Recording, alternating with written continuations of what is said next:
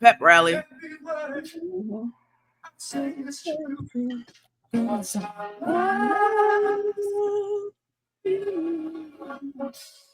Here we go. Come on, Stream Key. Thinking of you, trying to be more of a man for you.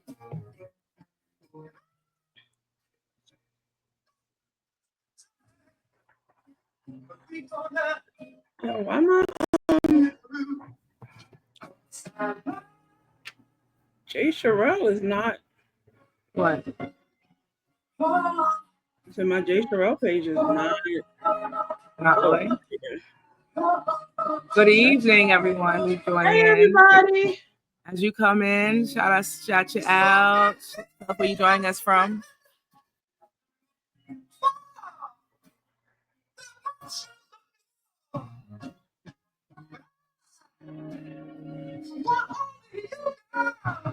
That's crazy. There's always something weird happening. Are they both live now? And it says I'm live, but I don't see myself. Let me see. Hold up, can you go on your phone? I don't see my thing. Okay, here is live. The first official H.E.A.L live stream from the page. Hold on.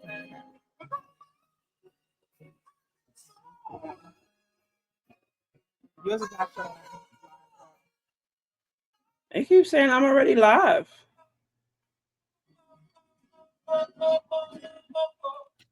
Maybe because it's connected to the two? I don't know.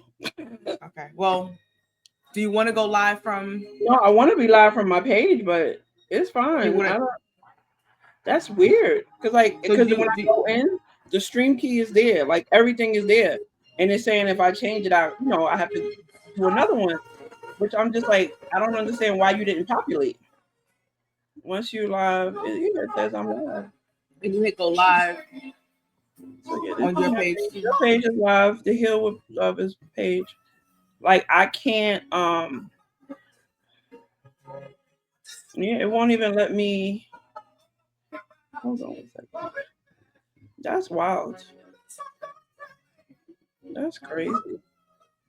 You have two different pages open, right? Yeah, but I logged out of one. But no, two pages are still open. But it's but just I'm saying like you have two different web browsers open. Yeah. Yes. Yeah. You know, one time things got so bad until that's wow. I had to go to one of my friends and talk to him. So which one you gonna do? You gonna cancel the H.E.A.L and go over to yours? I can't because if I'm gonna see. Don't worry about it. Always, all right. I just can't get it. Good evening. Good evening. And then I went to a house and I saw a car parked in the driveway. We didn't plan this tonight. We didn't plan the black and white and red lips tonight. We did not. It just happened that way. We just told her a line. Just a line. Yeah. Right, you hear it? Finally, I went to bed, but I found myself waking up a few hours later. I was feel like playing some old school today. My friend told me, he said, Lenny, I just want to forget about it. But I told my friend, I said, so today is Sunday. It has been a week since we were last here. Since we were last here. A few things have happened with Miss Jasmine and her and her ability to kind of be even kill. Really? You talking to me? Yeah, who you talking to? I'm talking to you. I'm saying it's been a week since we were here last week. Yes. Yes. What's the even kill part? I'm sorry, I was distracted. My bad. I had to turn Lenny off because he's about to start that. Yeah, you're gonna turn it off. Okay, I'm back. I'm focused. Now what happened? Yeah. Okay. So I was saying that it's been a week already since the last time we were here with Jazz. Yes. The even kill her, the calm one. Her and her even kill, like her ability to be even kill, to kind of not, Yeah. To observe. What did she say? When I say observe. what you go, she said observe. When I said what you observe. Gonna do? Start crying. And she said observe. And she said it's so like calm. I was like, okay. It was a good time. It was a good time. Yeah, it was. We had so many gems. We couldn't even share them all, but in this week, but we had plenty of time to share them over the year. But we was able to pick the I guess the best. It's not even the best too. Just like the ones that we felt were just most critical to get out to get out to you all. And I hope that you found the gems that we shared insightful and help you and add some tools to your toolkit. You know what I'm saying? Yeah. Yeah. This week was it's funny because we talked about that, and this week was very interesting in my like just folks been being people, being weird, and you know, as you add new tools to your kit, sometimes you gotta figure out how to. It's not only about just getting the tools in your toolkit, right? You gotta use them, you gotta apply them. And this week, application. A couple of my tools, I had to pull out the toolbox because I was definitely challenged, and I was like, okay, he's like, I'm not gonna give you the tools. I'm gonna let you use the tools. I'm like, I want to use the tools so quick, but I had to use some of the tools this week. And one of my tools this week is just learning to be still. Learning to be still. And that's saying people are going to be people and they're going to expose themselves and let people show you who they are. And was that a challenge? Like it was hard for you. So what part was the challenging part? Let's unpack. Let's unpack. Okay, real quick, just because this is the week. This week it was just about like I know not to put too much trust into people because people are gonna disappoint you. But you just it's okay. How to respond when you're being treated unfairly. And my typical response is to get up in arms, get upset, and I'm going to show them, and I'm going to react and respond. But this week the challenge was to not be so reactive. Respond without being so emotional, like having the emotional intelligence of being able to respond and let everything be. Because at this point, in this, what was happening here, I still was protected. People had my back, so I wasn't out there alone. And so I had to learn to like, okay, I'm gonna let this one. I'm gonna speak my piece, but I don't have to fight. I think sometimes we're always in survival mode, or we always have to defend ourselves. We get in that stance, and I was told like, you don't have to fight this one. We got you. And that was the biggest thing for me. Like, oh, okay. And you know, especially in different areas of our lives, we get used to fighting. We had to fight. Yeah. So this time I was able to respond, and people advocated for me, and that was powerful for me. That meant a lot for me. So yeah. Did you make a conscious decision not to react? Or did you have to talk yourself down? Oh, it was a talk down for sure. Like I had to talk like so I gave myself the weekend before I even react if I respond to anything. Like it was brought to my attention. I shared my disappointment and what was done. And I didn't say anything until the following Monday. I was told about it on Friday. I let the weekend pass. So I did allow myself to like be in let my emotions, process my emotions, how I felt about it. You know, I did get upset, but I kept that like I contained that to myself, and I worked through that process. So when the new week started, I was able to go in with a clearer mind. So you know, okay, and I had a follow-up conversation. I still maintain my composure and like saying and setting boundaries with what was happening and setting expectations of how to move forward. Oh, okay. Yeah. That's dope. Yeah. I'm thinking if I had anything similar happen to me this week. Maybe you've been doing it a different way. So yes. So I've been being tested. I feel like I've been being tested consistently. I feel like every day is a test. It is a test of will and determination. And so I'm like on day 6 or 7. 6 or 7. I can't remember. I look at the thing. 6 or 7 of 10-day cleanse. No, I'm actually on day 8 because it's over on Tuesday. So I'm on day 8. And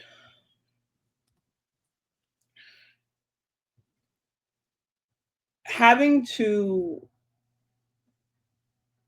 process the idea that I have chronic pain. Mm-hmm. Having to process the idea that I'm not in control of every part of my body. Mm-hmm. And that there's some things that I'm going to have to seek like outside help or assistance for Yeah. is really frustrating. Mm-hmm. Um, and then I'm at a new employer. So Mm-hmm. that's, I'm still like kind of onboarding and like getting the lay of the land there. Mm-hmm. So I feel like I'm in a constant state of repair. Okay. And it's like every week I gotta decide which part of me gets the most I can give. Okay. And I don't have a lot to give. It feels that way. And how do you Based determine what you're going to give that attention to? Is based on like what's giving you the most? Like, is it the pain? Is it what? Like, what do you? How do you determine what's going to get that attention that for that week? So I watched a couple sermons today, right? I watched like a live one and then I watched another one. And it was kind of like this conversation about like, you know, making moves and going further even when you feel broken. Yes. Or even when, like doing it scared. Because I don't feel broken. Right. I feel bruised. I don't feel broken. Okay. I do feel bruised. But like doing it scared and figuring it out even when nothing makes sense, right? And I'm trying to figure out how to get out of how not I'm trying to make sure I don't go back into survival mode. Okay. Because And go ahead. No, what was you gonna say? And the beautiful thing about, I think, I don't know, it just popped in my head. I'm sorry for cutting you off, but it's like the thing we have to remember when we're watching these sermons and things like that is that it's not for us to do it alone. So it's like asking God to like show me, give me the strength, because it's not for you to do it on your own, right? Exactly. Just yeah. And that was my prayer today. And it was like, God, I need you to, like continue to order my steps, keep me in alignment with your will. Like even when my flesh is weak, show me what I'm supposed to be doing. And just like yesterday, when I text you in my prayer yesterday, I was like, all right, God, what am I supposed to be doing? Because I sometimes like I don't feel like myself, but with that, I understand that I'm not the same person I've been for the last 40 something years. So I'm still getting comfortable with this new version of myself. The people around me are still getting comfortable with it. Like me having the capacity to say, hey, I don't feel well. I can help you with this thing, but this is the time frame, right? I had to do that with a family member this week. Like, I can help you with this thing, but I only have an hour. And after the hour is up, I got to get back to me. That's cool. You're setting boundaries. Yeah, you're setting boundaries. Yeah. This is a new version of myself to where it's not even the other people. It's more me having because it's like I'm thinking about myself because I don't want to say I can do things that I can't do because that's a pet peeve of mine. When people say they're going to do something, they don't do it, and then they don't communicate, well, I can no longer do this thing. They just don't do it. That's bothersome to me, and I never want to become that person. So it's like me consciously thinking through, oh, I can't do all of these things anymore, or I can't be in all of these different places. And I realized this week, God is funny because in all of my other professional trajectories, everywhere I've always been, serving. And to some capacity, I'm still doing that. But the way I'm serving now is at such a different capacity. I'm not worried about young people. I'm not worried about like their safety. It's not that deep. Like what I'm doing now is not life or death. Right. The things that I did before professionally, it always felt like life or death. Like if I don't get this thing right, this kid it's going to impact somebody's life. Yeah, it's going to impact a young person's life, and I can't go to bed at night without figuring it out. I don't have that stress anymore. Okay, so that's dope. And we're gonna get back into our intro. That's dope because even for me, my challenge at work this week, it was something similar. Because my challenge was at work too, right? And it was like the difference is I have support. Typically in these spaces, I don't have support. Typically in these spaces, I'm one of the only. And so that's why I was able to, like, I didn't have to fight or be in survival mode because I was covered. I had people advocating for me that understood who I am because they come from a similar background, at least when it comes to being Black in the workplace and understanding microaggressions and be able to, like, I see you, I understand what's going on, I understand why you're upset. We got you. So I can relate to that, like that sense of like survival mode and like I don't have to do this. I don't have to. It's a different type of fight or different, fight. A different type of delivery. It's a very different type of fight. It's a very different type of like awareness. And I'm very thankful for this new space that I'm in, but it's also very challenging because I don't know how to navigate it. And something I was thinking about this today when I was in the shower, and I was just thinking about in the conversation that we're going to have today, like unpacking the lies we've told ourselves. And I realized so much that happens in our community, in the Black community, is based on a scarcity and adversity mindset. And when you're operating from that space, just socially, right? When you have a collective group of people operating from adversity and scarcity, you consistently are in survival mode, which then makes you be reactive instead of proactive. And it's like, for me, I've always kind of been someone who wants to be proactive. I've always had this mindset, and I've always felt outside of the pack in some way, shape, or form. And I think that's what's guided me and why I've had the moments of success that I've had throughout my career is because I am able to think proactively. Somebody sent me this thing, the psychological little game thing, and it was like, it was like a bunch of questions and you answered them. And then it was like, what was the first vegetable that came to your mind? And it was like, most people say carrot. And I didn't say carrot. Like, carrot never even crossed my mind. And they were saying like, people who think outside of is pretty much like most people think of carrot because that's the way you're conditioned to think. It's like we think in this linear kind of way. Okay. But if you do the work and you train yourself to think a little bit outside of the box and kind of like look at things from a different perspective, it was pretty interesting. But I've always felt like that. But now I'm in this space where I still feel a little bit away from the pack, but I don't have any blueprint. I don't have anything. No, I don't have guidance. I have the tools, but I don't have guidance. And in the past, I've been in survival mode. I don't want to operate in survival mode. So here I am trying to take my time with the tools that I have so that I can get to know this new version of me, because I don't know her. I don't know her in relationship with men. I don't know her professionally. I don't know her regarding my health. Like, I've never done a podcast before. You're right. And you know what? And on that note, welcome to H.E.A.L Podcast, holding each other accountable with love. Today is Sunday, February 2nd. Happy Black History Month. Happy Black History Month. We ain't never did this before, but we're doing it today. We've been doing it for 6 weeks. 6 whole weeks. I was like, yo, it's really been 6 weeks. 6 weeks.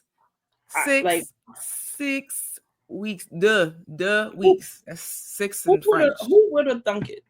Like, who would have thought it? You know, and you see our logo. We got a Black History Month logo on the top. You see that? We current.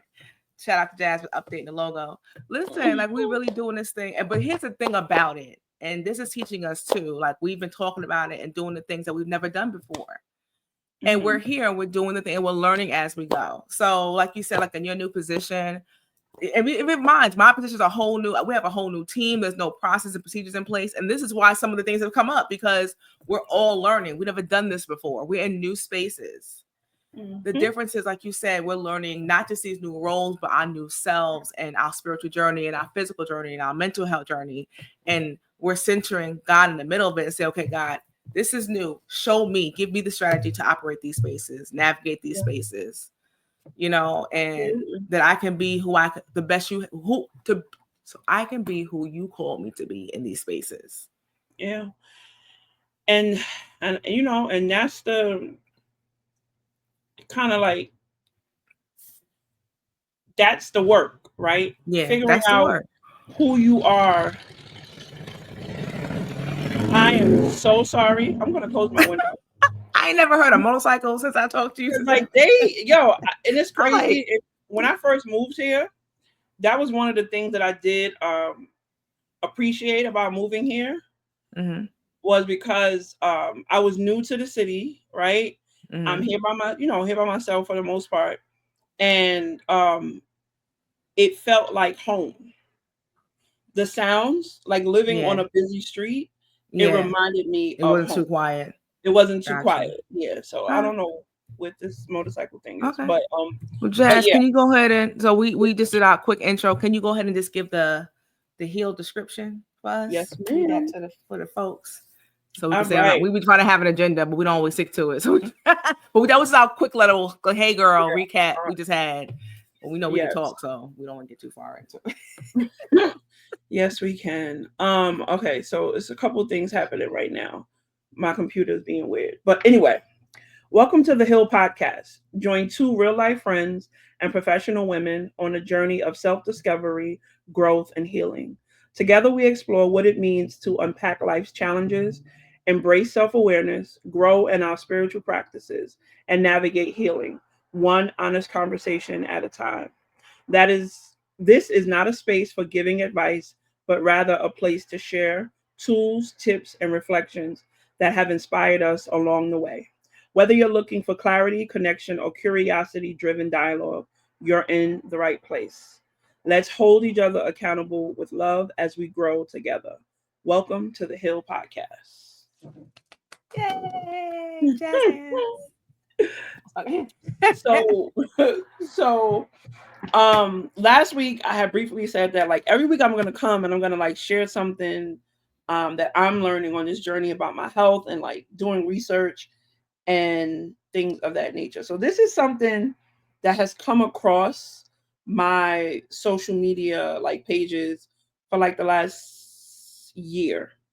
So it's the process of generating new neurons in your brain, right? Okay.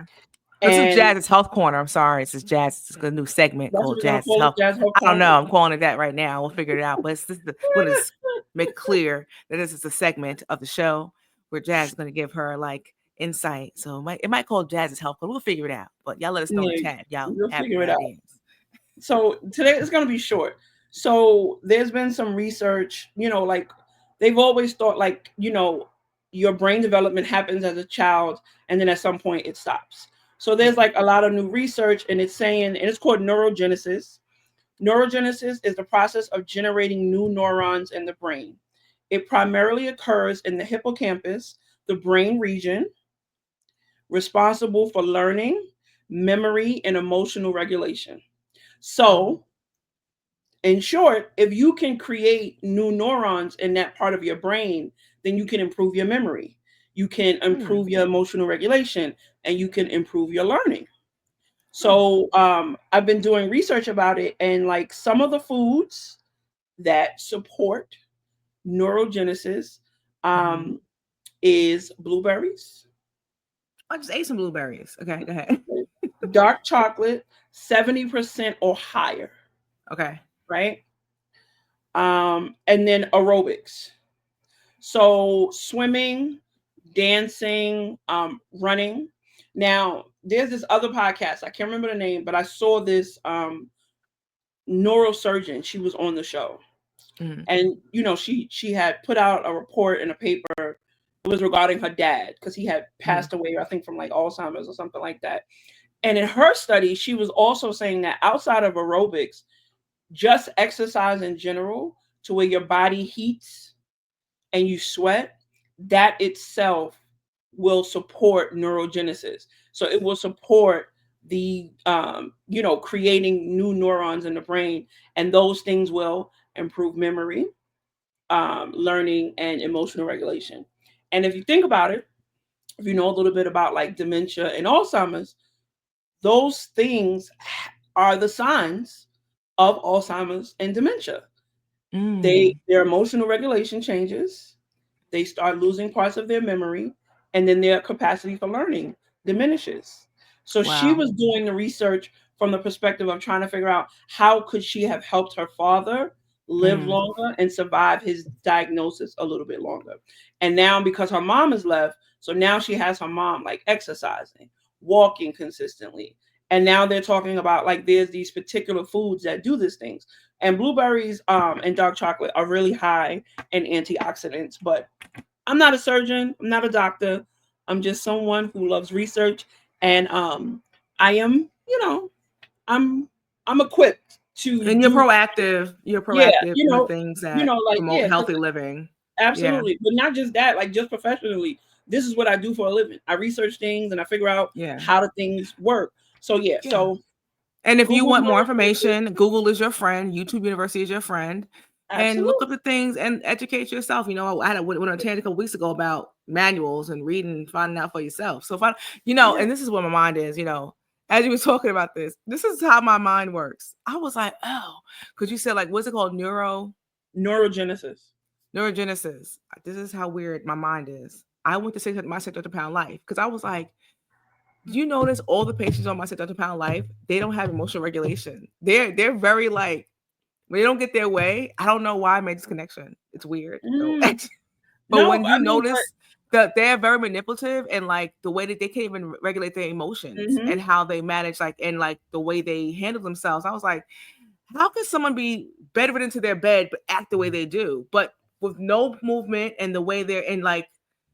But it makes sense because all of those things are so if you think about like just in terms of like being overweight and all of the things that's happening to you metabolically, like not being able to control your hormones, having no control over your metabolic system. I mean, it all tracks. I don't know why I just made that connection, but I know because one thing they do in that show, they make you go to a therapist, a psychologist, and unpack a lot of those things while you're going through the journey, and you even see how certain family dynamics play into like what parts that plays into their breakdown and how what leads to the disease of obesity. And that's a part that really intrigues me. Like, it's different things that trigger this disease with them, like it whether it's sexual abuse or like some type of family trauma they experience. It could be a divorce, it could be scarcity that triggers these diseases in these people. And everyone has a different story. And when you see how they interact with their family dynamic,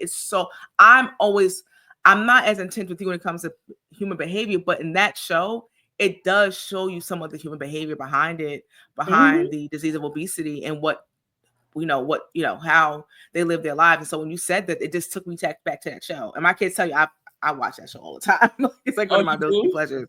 I do watch that show a lot. No, but I'm just intrigued by it. Like, and just understanding like any disease, understanding what triggers it, what, like how people get there. Like, I ballooned to almost 300 pounds, right? So it's like, I wasn't as heavy as 6'7", but there was something behind that I had to work on and unpack and towards healing as I fixed my relationship with food and lost the weight, right? So like just thinking about that, that's why I'm intrigued by it also. Like, what are the things that inform people's experiences? So but tonight, so thanks for that, sharing that information again. One other thing. What?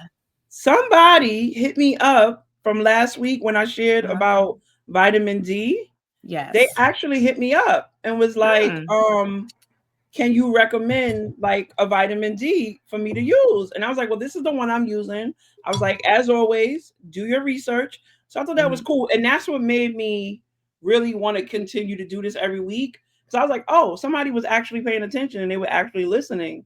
And I was like, okay, cool. I could do this because I'm always trying to figure out how to heal this body of mine, But that's been my prayer. Like, God, let this touch those that's meant to reach, like reach those who is meant to reach, and let this become a community where we really have that space to provide some type of tool or resource, or just a space where you feel safe to come in, hear us talk. It makes you just making you know that you're not reminding others that you're not by yourself. We're all going through something. We're experiencing something, you know, and how we can share our insight to help you look at things differently. And even tonight's conversation is about that as well, because we're all managing something. We're all going through different things in life. And how we can empower each other to succeed. But just because you're going through stuff doesn't mean that you're failing. God, you know, and at the same, it's not a religious platform, but he's a part of it.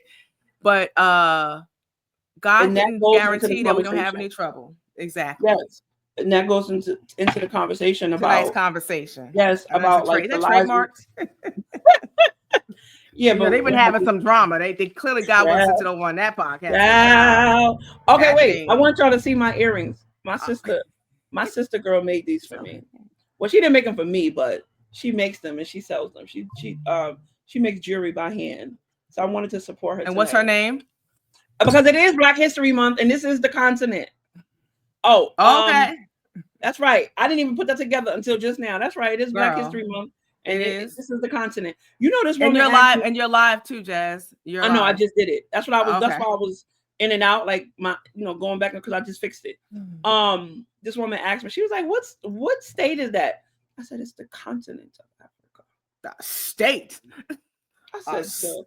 And this is why they need to teach people because, ma'am, get yourself together. But anyway, her name is Made by AG. Made by AG on Instagram. But yeah, so she makes these. But yeah. But yeah. So Kiki.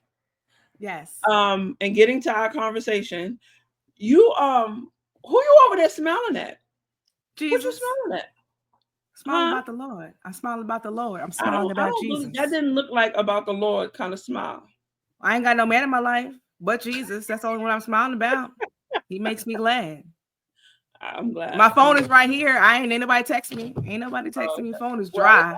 I like to see you smile. I'm here for it. All right. So he put a smile on my face. Amen. Yeah, I cannot with you. All right. So let's get into the lies we tell ourselves. My God. And let's get into your 21-day devotional and then we'll connect it. We'll connect all the time. Connect it. Yeah. So, as I stated earlier, if you follow my personal page and you're in my stories review, I have a nice community of people who actually watch my stories. My friends call me a micro influencer. I love it. Hey, I have a community of people who like to hear me talk sometimes. They tell me they like to hear me talk. And I like to share things that can help people get through their day. And because really it's helping me. If it's helping me, I'm sure it can help somebody else. So for the month of January, this is part of my spiritual journey and the church that I attend. We did a 21-day fast and devotion in the month of January. It's from January 9th through the 29th. And my phenomenal pastor, Heston Williams, wrote an entire book for us, like prepared a book right here. I printed it out, but he actually had a printout, but I didn't get one. So I just printed it out and made my own. And it's called The Whole Truth, Nothing But the Truth. So help me God. Nice. And the purpose of this 21-day fast, and I'm going to read it here, is to the devotion is an invitation to begin a new chapter, empowered by the Holy Spirit to live the freedom that has already been ascribed to you. So it's not new. You already possess it. Sometimes we just don't realize we have it.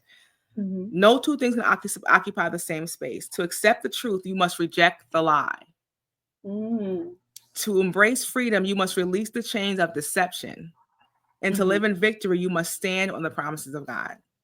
So how he formatted these daily devotions, that he would start with a lie that we tell ourselves. It could be internal, external, that we believe, whatever informed these lies, and replacing them with the truth of God's word. And in principle, what you're supposed to do is apply, because God's word is his promises, and the Bible says that God's word cannot come back void, right?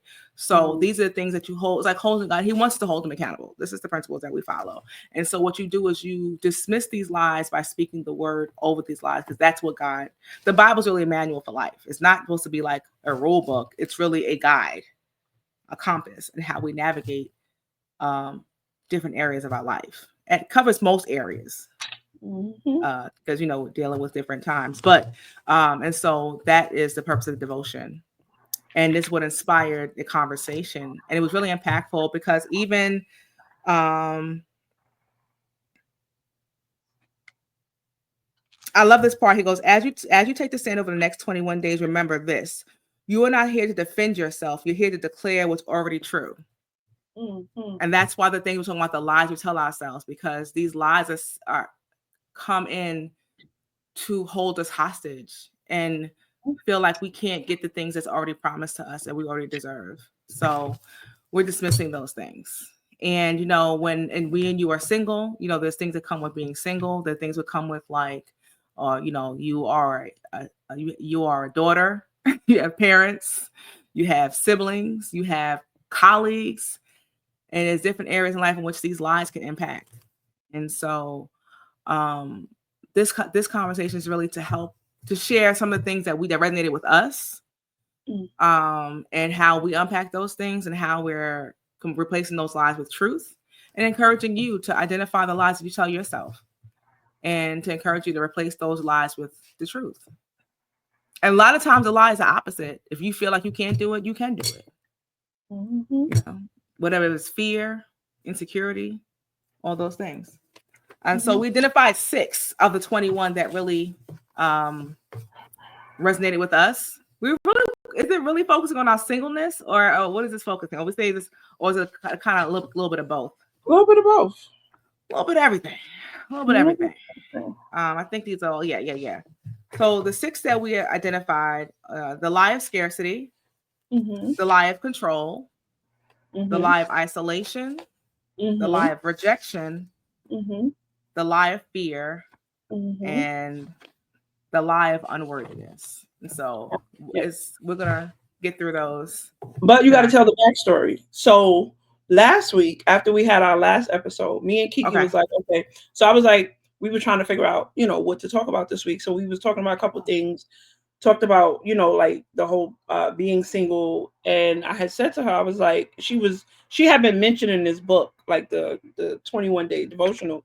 And she had said something. And I was like, won't you send me a screenshot of the lies? And let's not talk about it all week. And let's both select the ones that are more focused, that are pertain to us. So we didn't share it until today. And I think we only had one. We had one different. So we picked everything. The only thing, I'm gonna go back to my notes that I sent to you. And when I compared hers to what I chose, I realized that the only difference is she picked loneliness and I picked comparison. Everything else was the same. And then we come here today with the same colors on. And lipstick. Like, what's that Jesus. And you know what's funny? And then they call that alignment. Alignment. I was gonna sing a song because it rhymed with alignment. Yo, I can, Kiosha. Anyway, what's the first one you want to unpack? The lie of scarcity. So I want real quick, but we was talking, right? And one thing we were talking about was relationship and being single. And for me, as Madison called me, I'm single now. Because she reminded me that I'm single. I don't got no man anymore for the moment. And just going through those, sometimes just those feelings come up. Like, I want somebody to do life with. There's things that I desire, and why is it not happening now? Why do these things happen? And this 21-day devotion helped me to dismiss a lot of those things that were trying to come up through that process. But anyway, so that's what it is. Why are you saying that? But yes, so the first one is a lie of scarcity. And the lie is, I will never have enough to meet my needs. I'm reading this from the devotion. The whole truth is, my God is a God of abundance. He provides all of my needs, and I lack nothing in him. Gotcha. Right. So if you're not a believer, then you can still just say, if you want to change to say, I lack nothing, I live in abundance. However you want to apply that to you. But the lie of scarcity, that you'll never have enough to meet your needs, and to just to replace that with the truth of you live in abundance. I like to have God in there. So, again, we're not here to share our experience. So anyway, go ahead. So the lie of scarcity. So tell me where that shows up in your life. Ooh, okay. My relationship with money, right? Do I have my notes? I shared this with you yesterday. Oh man. I was at our women's summit, and they said to you that they talked about how a lot of times our relationship with money traces back to how our family handled money. Mm-hmm. But we don't have to accept what we were taught and undo those lies. So in order to understand how to navigate and ask God for guidance in the areas when it comes to money, take an audit of how your family handled money. And that's how you know what to pray for.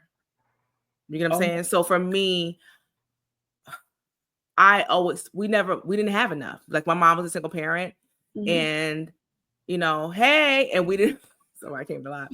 I didn't always have enough. And I wasn't taught how to handle my money until I got older, and it took me to learn on my own how to handle money. And I know I used to, even with raising Manny, sometimes I would stop myself from doing things out of fear of not having enough.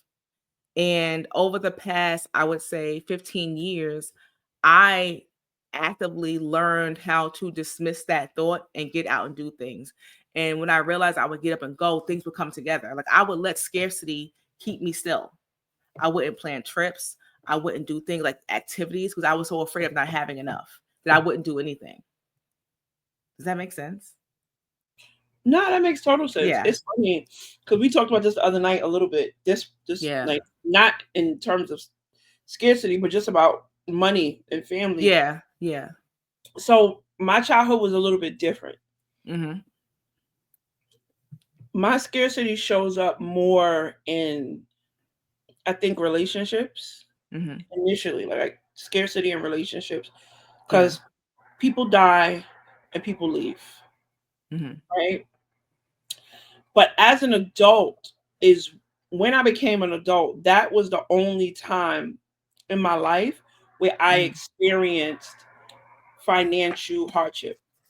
So as a kid, no, like, I grew up in the hood, like, we wasn't like rich, but I come from a family of hustlers.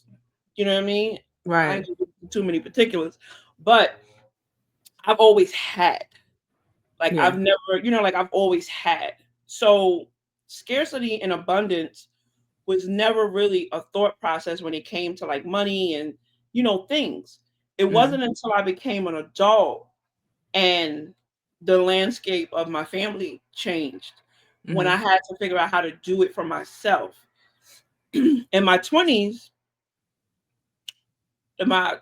I blew money like it was nothing because it was always more coming. I get a job like that. I leave a job, get a job. I'm doing this. I'm making money here. I'm doing shows. So it's like I've always been able to bring money in, but there was a period of my life where I realized I had to, like, get stable. And the moment I tried to stabilize my life, that's when scarcity came into. Because I feel like it's like a social influence. Like, you're influenced because you only make a certain amount of money. You got to pay these kind of bills. And then it's like, oh, I don't have as much as I normally had because now I'm being mature. Right. Responsibilities. I was being irresponsible. I had everything. I never thought of not having. Yo, I feel like I made less. I was doing so much more than that. I make more I've ever made in my life. And I feel like I don't want to say the word. I'm not going to say the word B. I'm not going to say the B word. But I'm like, where is my money? Where's it going? More now. But you know what it is? I wasn't responsible because we're being responsible. Yeah, we have created more systems in our lives. Absolutely, right? We've created more systems. Before, you was just spending money just as it comes. Yeah, even with me being a single parent, I wasn't paying my bills. I was shopping, and they're like, "Oh, my bills." I was creating a scarcity because I wasn't. I was doing more because I wasn't taking care of my business. Yeah. So you pay your bills first. You ain't partying too much. Yeah, no, but that's real. So scarcity with money is a new thing for me. Okay. But my whole life, scarcity in relationships has always been a thing because I think because of my childhood and the way life and death happen so consistent for such a long period of time, like, Yeah. just experiencing death at those rates for such a long extended period of time, from like I think I was like maybe 5 until I was like close to 20, like it was consistent. Yeah. So my scarcity showed up in how I operated with relationships. So it was kind of like I might as well just not even don't put too much into this because people die. I might as well not even do. But that's where that stems from when we was talking about it about the other episode. Yeah. See, I didn't experience a lot of death in my family till my adult, like my 20s, like late teens into like my adult years is when I Yeah. experienced, and I can understand how that impacts your life. Because when you lose, I've lost over 10 people in my immediate, like within my mom's siblings and cousins and stuff like that. I've lost like 10 people since like 2001 on. Like since I had Manny, I lost like half my family.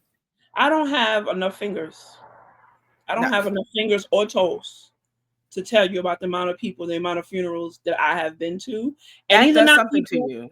it does. And these are not people that I knew in passing. I'm No, talking about people that I had relationship with. people that was People that I integral in your life, saw, like they were a part of my life. They were integrated in some shape, form. I can tell you stories about how they impacted me. I have recollection, and I experienced all of that before I was 20. yeah, So from 5 to 20, my life was crazy. And yeah, I was also a very sick kid. So it just so first it was I'm just not gonna commit to people because life be too crazy and I don't have time to be dealing with losing no boyfriends and all doing these things. But then at some point something happened where I realized that I don't necessarily know how to let go of people in the way I probably should. But that's also scarcity because you don't want to let something go because you think nothing else is going to replace it. you just It's triggered something for me. Wow, yeah, I didn't think about that. Yeah, so it's Yeah, like scarcity comes like you meet somebody and I know why it triggered you. So I just because what you just said and I'm processing. I get I get it. I think I understand what you're saying, what you're thinking about. But it's like I met people and we would have a good time. And then I was like, all right, when it's over, it's over. But scarcity and worthiness also connect, but we'll get to that later. But the scarcity part is really like you meet someone or you bring something into your life, and it's like, if I lose this thing, I can't start over. Like, where am I going to get the energy? Where am I going to start over again?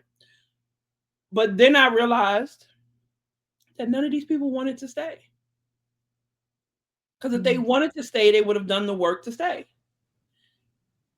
Now, the flip side of that is that now in my 40s, I don't even know how to build. Let me not say I don't know how.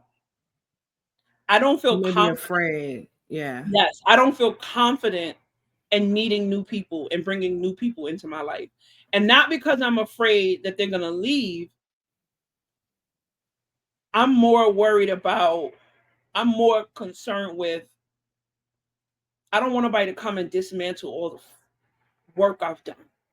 I don't want nobody to come in here and make me feel insecure about anything I got going on. And people and humans are disappointing.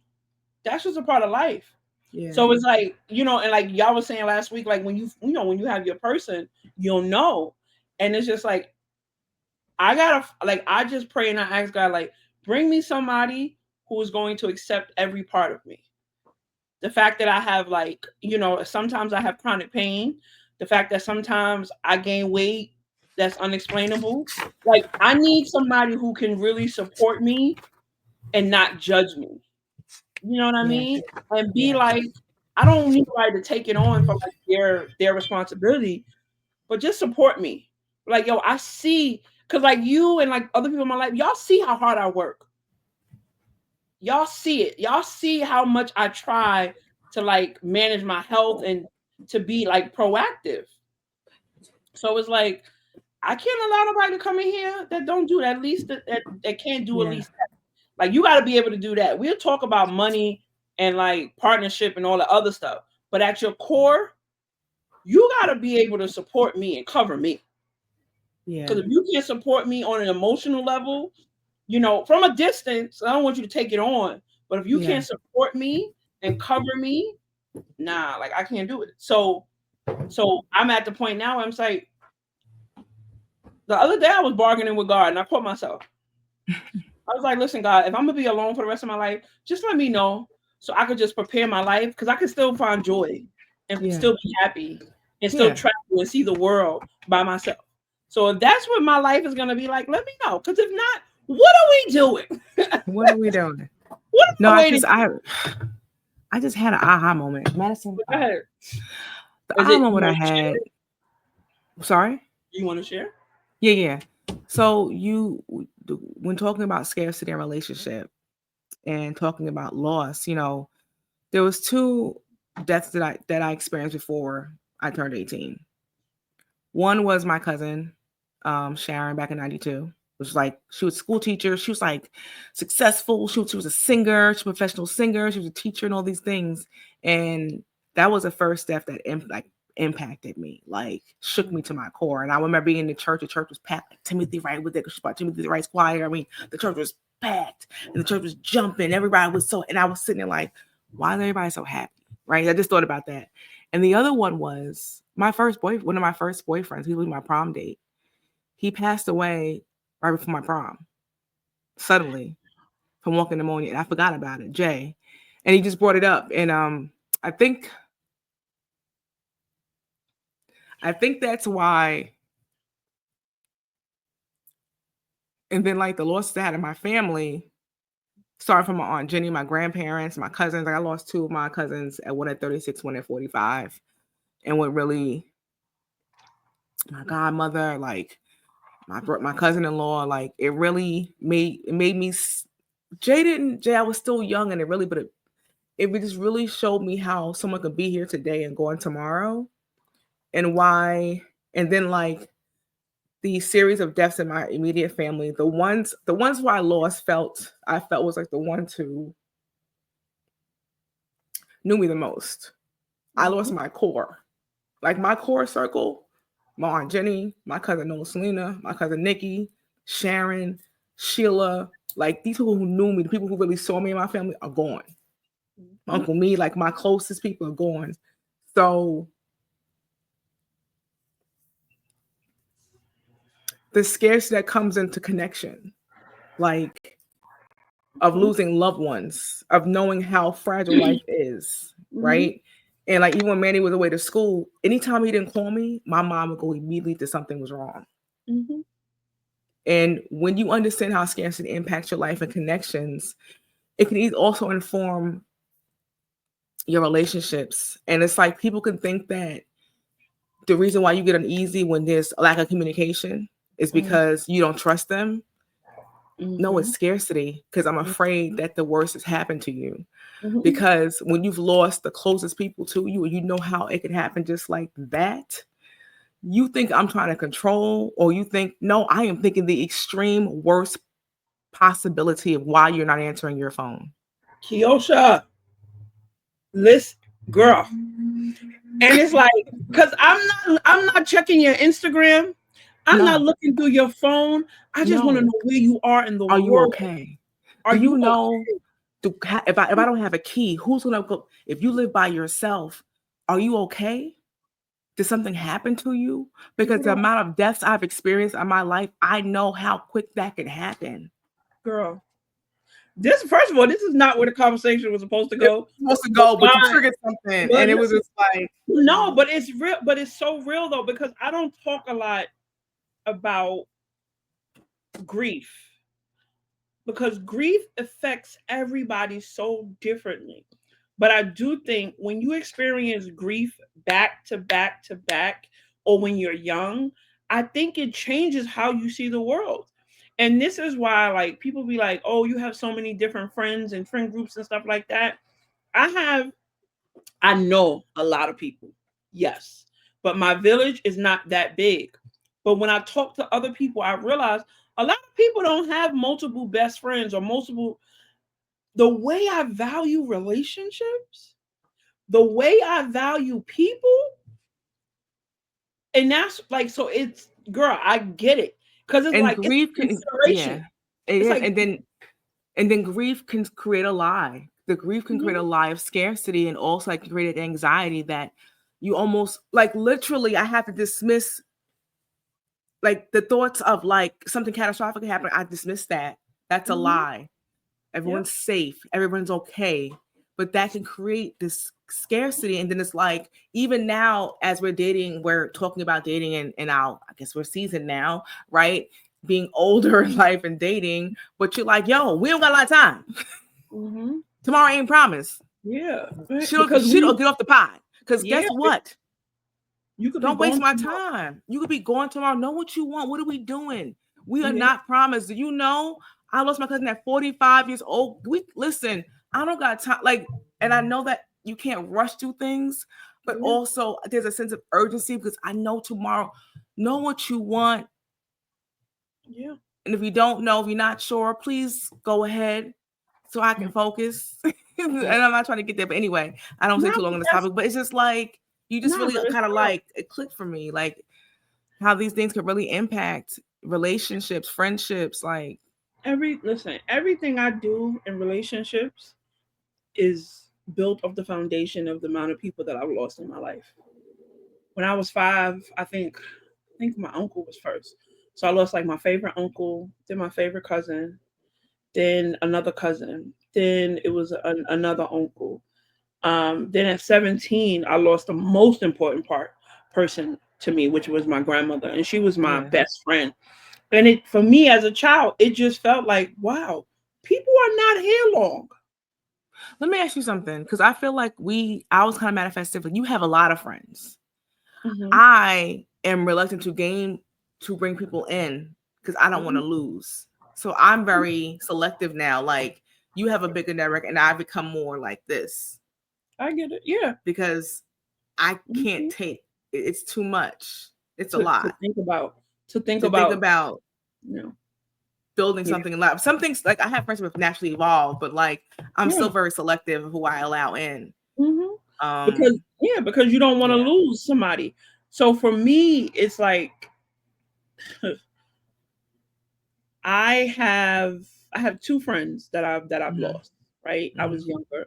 A friend I went to college with, and a friend that I grew up with in my neighborhood, and mhm. they both had the same birthday as me. Can you imagine Wow, having two friends that you that's knew, that'll mess with your and mind. they both have the same birthday as you, and they both died? It was. I'll tell you something. Like, so for me, it just got to a point where I was like, all right, God, I don't know what I'm supposed to learn. I don't know what the lesson of this, but I promise you that I will value people. And I Mhm, do my best to try to value the time that I have with people. And like, another thing is, like, I'm not afraid to die. Like, I don't, mhm, as much as I have thought about like scarcity mindset and like unworthiness, me as mhm, a person, the fear of death is not something that sticks on me, but the mhm, fear of having to process more grief from other people leaving, that bothers me. I remember when I was younger, some of my younger cousins and like my brother and them, and I used to be like, well, the goal is for you to bury me one day. And they used to be like, yo, chill, chill. And I'm just like, but that's the goal. I'm like a yeah, decade yeah, older than y'all. You know what I mean? So it's like, yeah, so yeah. So I don't talk about death a lot with people because sometimes I feel like my perspective on death is it's a little weird, versus like when I talk to other people. But I, mhm, but I do think those things shape us, and it yeah, shapes us. And like you say, you process, so you create a wall. But I think I did that romantically, mm, like. But I don't think it was only scarcity. There's a lot of parts to why yeah. Well, we're I gonna haven't, unpack more, yeah, why I but haven't been. scarcity. Yeah, I know. In the purpose of this devotion, it really focused more on like provision Hmm. and people who live in scarcity when it comes to finances or just Hmm. resources in general. Yeah. And but we just like, but scarcity can show up in different areas in our life. And it's like this Mhm. conversation just now we just had talked about that. Yeah. Like the Yeah. loss of your loved ones can create Yeah. scarcity, and you feel like you're alone and you don't have enough. You don't have the people that you need. But knowing that if you are, when you feel like you've lost the people closest to you, whether through death or through, drama, just knowing that if you ask God for it, he can give you community. Ask him to surround you with those who will understand you, surround you with your people that will help you grow and have similar growth mindsets to push you into the right direction. Or if it is resources, set out your goals to know that you have enough and that you can create goals to help you get to the point where you will have enough. Absolutely. And I believe that, faith is an action word. If you take the steps to change your life, you'll be amazed how things will come to you. I remember being, I know say I'm a single parent, but even when Manny was young and I was in college, I can't tell you how many times people come and bless me. I was working, going to school, and I never told him I may not have had enough, and someone would buy Manny a new bedding set. Or I would be like, I just want to get him a new something, and somebody would come, hey, I just was led to do this for you. I can't tell you how many times I would be in church and somebody would just put money in my hand. Mm-hmm. That's fine. We're fine. It's okay. The hill. Yeah, it's fine. But yeah, just remember, like, don't allow those lies to disable you and stop you. They're gonna come up, but the real goal of this conversation is to tell you how to combat those lies. Yeah. You're not failing because things come up. It's life. It happens. These questions are gonna come up. But the goal is to help you understand that you're not alone, one, with these when these things come up, and also how to combat those things. And we can get even to big conversations about strategy and creating vision for your life and having a strategy for your life. Us as we're professional women who've, navigated these spaces and have achieved success in these areas. But just knowing that you have enough to do all the things you have, that every dream that's inside of you, you also have the tools to accomplish that. You are more than enough. You have enough. Yep. Absolutely. So we're gonna move on to the next topic. The next lie. The next lie. Do you have anything else to say on that? The next lie is the lie of control. And the lie in this devotion says, I have to control everything to feel secure. I have to control everything to feel. Because it's not even true. It's not true. Like, you don't have control of nothing. First of all, few things do we have only control? thing you haven't got control of opening your eyes in the morning. No, it's crazy. You don't have control. Yo, I remember when I started therapy and she realized, she was like, you have like really deep control. Like, you have some stuff there around control. You have some really deep control issues. And I was like, oh, I thought I just had abandonment issues. I thought I just had issues with grief. You talking about now I'm controlling? Well, you know how that that comes from, though. Absolutely, from loss. Right. From loss and scarcity. Yeah. Right. And like, I'm gonna try to minimize disappointment by controlling the things around me. Yes, right. Because like I know I don't want that. Yes. And I'm a big picture thinker. I say this, like, right. I think about I'm a strategist. Like, I'm gonna think about it. Like, what's the next step? And it's just like, you can't control the next step. You can only prepare. And I think. And what are you preparing for, though? So the thing about it is, right, I feel like when you're self-aware, like if you're working on self-awareness, right, and you're really trying to like figure out who you are in this world and what you're doing, there's very few things that we can control. Only thing we can control is our reaction to things. We can't control all the things that's going to happen to us, right? I think today I was watching Pastor Hannah from last Sunday, and he was like, Earth is like, things are going to happen here on Earth. This is not heaven. Like, the idea of heaven, like this, the world that we live in is life. Like, a lot of stuff happens. And I think when I say prepare, I'm talking about being the best version of yourself. Okay. Having as many tools in your toolkit and having resources, having community, being really, really focused on building community and understanding the importance of having community. Everybody wants to do it alone. We are not meant to be alone. I don't want to do life alone. Like, I don't work this hard. I have not made the sacrifices that I've made to do this alone. You know what I'm saying? And sometimes I'll be like, God, I'm doing this alone, and that's not what I asked you for. But God is refining. We have a comment in the section that goes, the true flex is having radical acceptance of the things that are out of your control. That's from Jerome. I just want to read this little passage. Yes. This passage here goes, control gives us the illusion of security, but it's just that, an illusion. When we try to control every aspect of our lives, we end up carrying a burden we were never meant to bear. God invites us to trust him, surrendering our need for control and finding peace in his sovereignty. Today, let's release the lie of control and embrace the freedom of trusting God.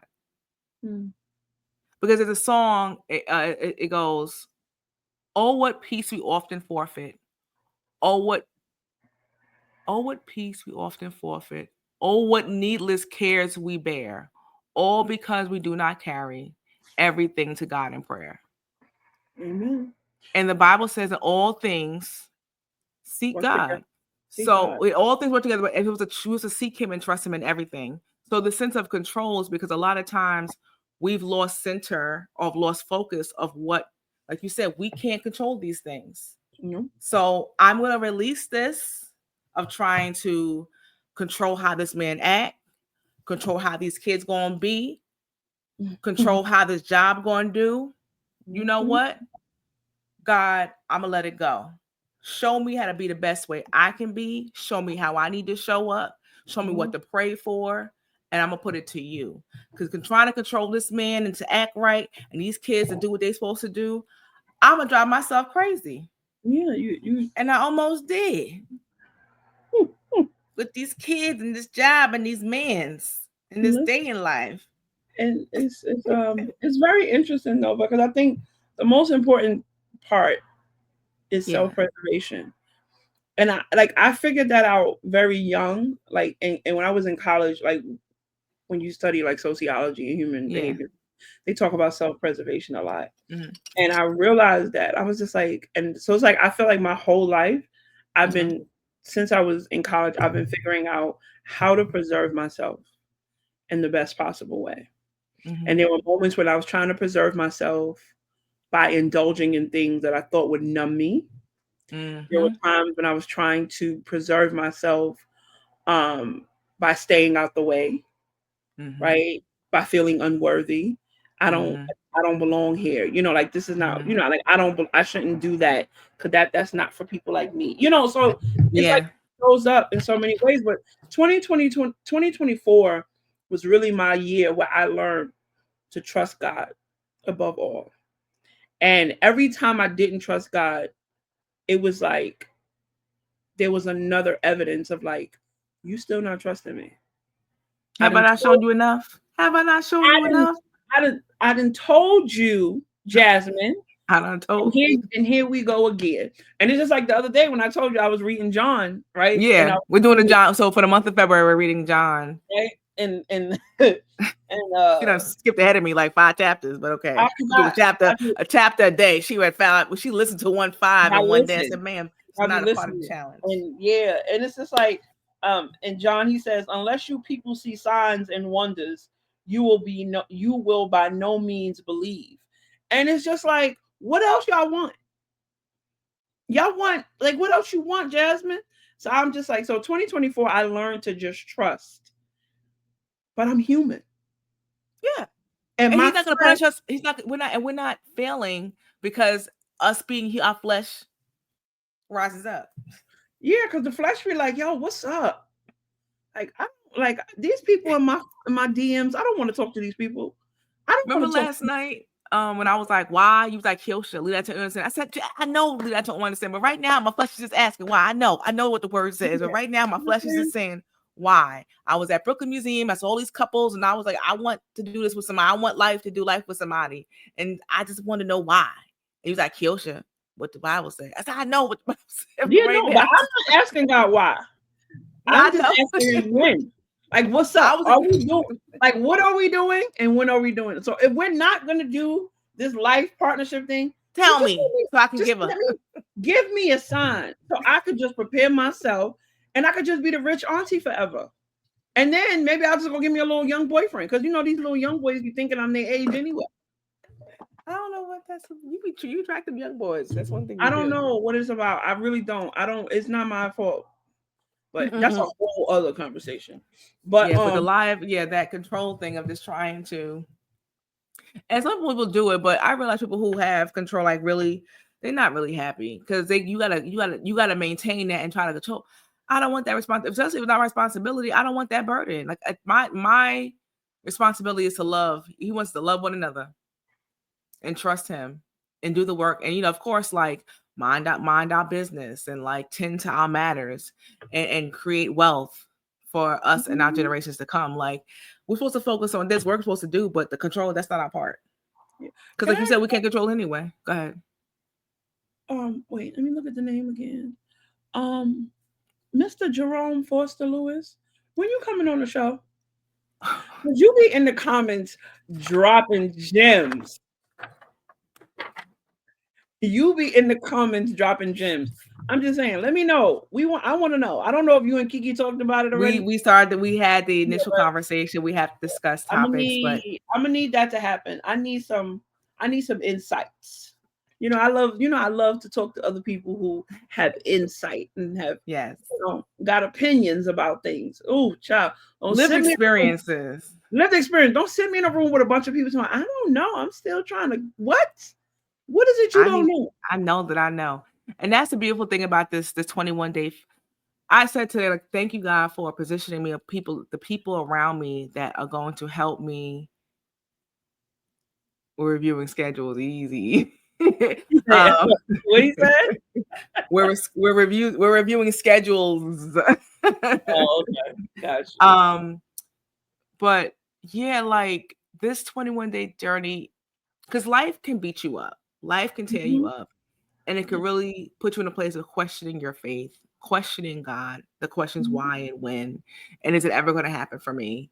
And it can really allow some of these lies to take root. And there's going to have to be times we have to just kind of recenter and pull up some of those weeds that kind of grow. Because wait, this was just a download. It's like a harvest of lies. Yes. Like it's weeds though. You gotta pull the weeds. Because you have the garden. Oh, the garden within, but sometimes weeds get in there. Yes. But sometimes, because let me ask you a question, because I'm not really good. I don't have a green thumb. Because you're a plant lady. You're a plant mom. Yes. When it comes to weeds, nothing can grow from weeds. No, weeds they're invasive. They're what? They're invasive and they can stop growth. They can stagnate growth because they're invasive and they can like attack the root system of a plant, or they'll take over. So that's where you gotta pull them from the root. You just can't just pick it from the top. You gotta pull it from the root. Pull it from the root. But let me ask you a question. From the root. So if you've been walking around for decades, for years, believing a lie about yourself, is that still a weed? Or has it harvested? It got some roots. It got roots. It got some roots. So I'll give you an example. Like just this, my process I've been dealing with over this past 4 months, right? And I'm like, why is this so taking me long? I know faith, I know God, but I'm still battling these things. These things like they keep popping up because I've been walking around with these things for a few years. So I'm undoing layers of doubt. Now, yes, God is a miraculous God. He can change things immediately and overnight and instantly. But sometimes there's some things you got to work through and undo. Okay. And because even when you take the root out, like when you pick a weed, there's a gap that's there. So you gotta fill it up. Because if you don't fill it up, it can get back in there. So that's why you gotta protect the space. You gotta toil the ground, you gotta lay seed, you gotta water it. So you just can't pull the root up and then don't treat the area. So when you pull that root up, that lie up, you got to replace it with the truth. And it's not just one time reading the word. You have to consistently remind yourself every day. You're breaking a habit. And that's why there's a difference between growth and healing. It's not the same process. Because in order to heal, you have to identify the problem. Growth is... And think about it. It takes to break a habit, it takes around 66 days to break a habit. So there's a habit of telling yourself the lie. Absolutely. That But yeah, and then it also goes to like, in order to heal something, to clean it up, you have to identify it first. You have to identify it You first. identify it, and then in order for it to fix it, that's the growth part. Because Right. once you identify it, then you get the tools, and then you sow the seeds. So But now that okay, it can grow. You let's see take a what I'm step saying? back. You're gonna have to identify it, right? Okay, it's one thing to say, okay, there's a growth. Now, number two, you have to you identify it. That's okay. You identify, but you have to say you have to not embrace but understand that it's there because people you can identify, but oh, well, I don't want to deal with it. So you have to Yeah. embrace the willingness to change You it have to because you may identify, acknowledge. acknowledge or accept that it's there to Yeah, change accept. it and then create like a plan. What am I Yeah, going to do to undo this thing? I'm gonna pull absolutely. it. Now what's the action plan? Because Yeah, people can know that there's a lie there, but if you're not willing to do the work to undo the lie, you can stay in the lie. yeah. Or Because whether it's like or just giving up like I'm just going to stay here because because some people give up to the lie. and I see, and that's the thing. Sometimes, like, I have like this unwillingness to give up. It's like sometimes it annoys me because I'm like, yo, I'm always on the road less traveled. Like, I'm always on the road less traveled, but I can't see myself not. I can't see myself doing it any other way. But I I think can't. this is where community comes in. And think about that the podcast with John, Hannah, and Tim. And he was like, God showed him himself and Hannah, like the Yeah. trajectory. So like Mhm. God, give me someone who's been through these things, who are like-minded to help show me that I'm not the only one that's taking the road less traveled. Because that's where Absolutely. the next lie is the isolation, because you feel like it's only me. And so the importance Absolutely. of creating Absolutely. community and people position you with like-minded people who've been down that road or similar path to bring you Yeah. up and say, no, girl, this is what you want to do to get yourself And that's what I up said out. earlier when I said about I don't have a blueprint, but I don't want to go back to survival mode. Yeah. I'm trying to figure out how to use what I have now. How do Yeah. I use the tools that I already have? The work Yeah. that I've done this far. How do I take this and move it forward and then gain some more as I go along?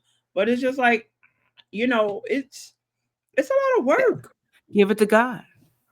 I That's it. do every And day. that's all we're gonna keep doing. That's all. I know you. I know you know. Earth I'm is just ghetto. talking. Yeah, What? no, but Earth is ghetto. It's very ghetto. It's It's very like extremely ghetto.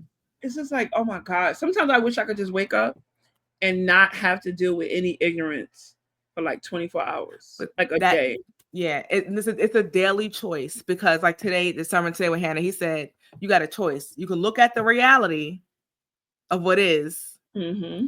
or you can put your eyes on God, because reality can tell you it's done. Ain't Mm-hmm. no hope there. You ain't gonna Mm-hmm. figure this out. Yeah. You gotta control it. Yeah, like this You is ain't what never it having is. enough. This is what it Yeah. is. This is what it is, and this is where you are. So you This is might where as you well be are, comfortable with. right? No, But absolutely not. you I'm gotta not turn your comfortable with this. I'm turning my not eyes to Jesus. I'm not comfortable with none of this. It's like I will no. not. And it's like, That's the fighter in you. That's and it. then But but that connects to the singleness, right? Because I'm content with being single. I don't wake up every day. I ain't miserable. I ain't crying every day. I'm not seeking.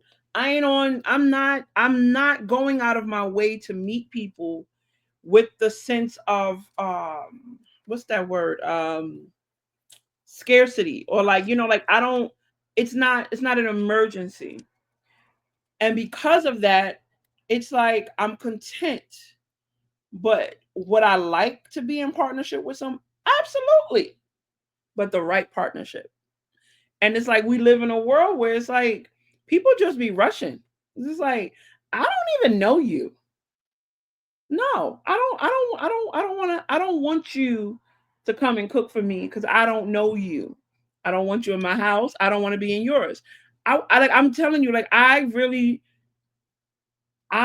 need to get to know somebody really at this stage where I am today. I don't know how I'm going to feel in 3 months. But right now, I need a very slow introduction to get to know people. Because I know some amazing dudes.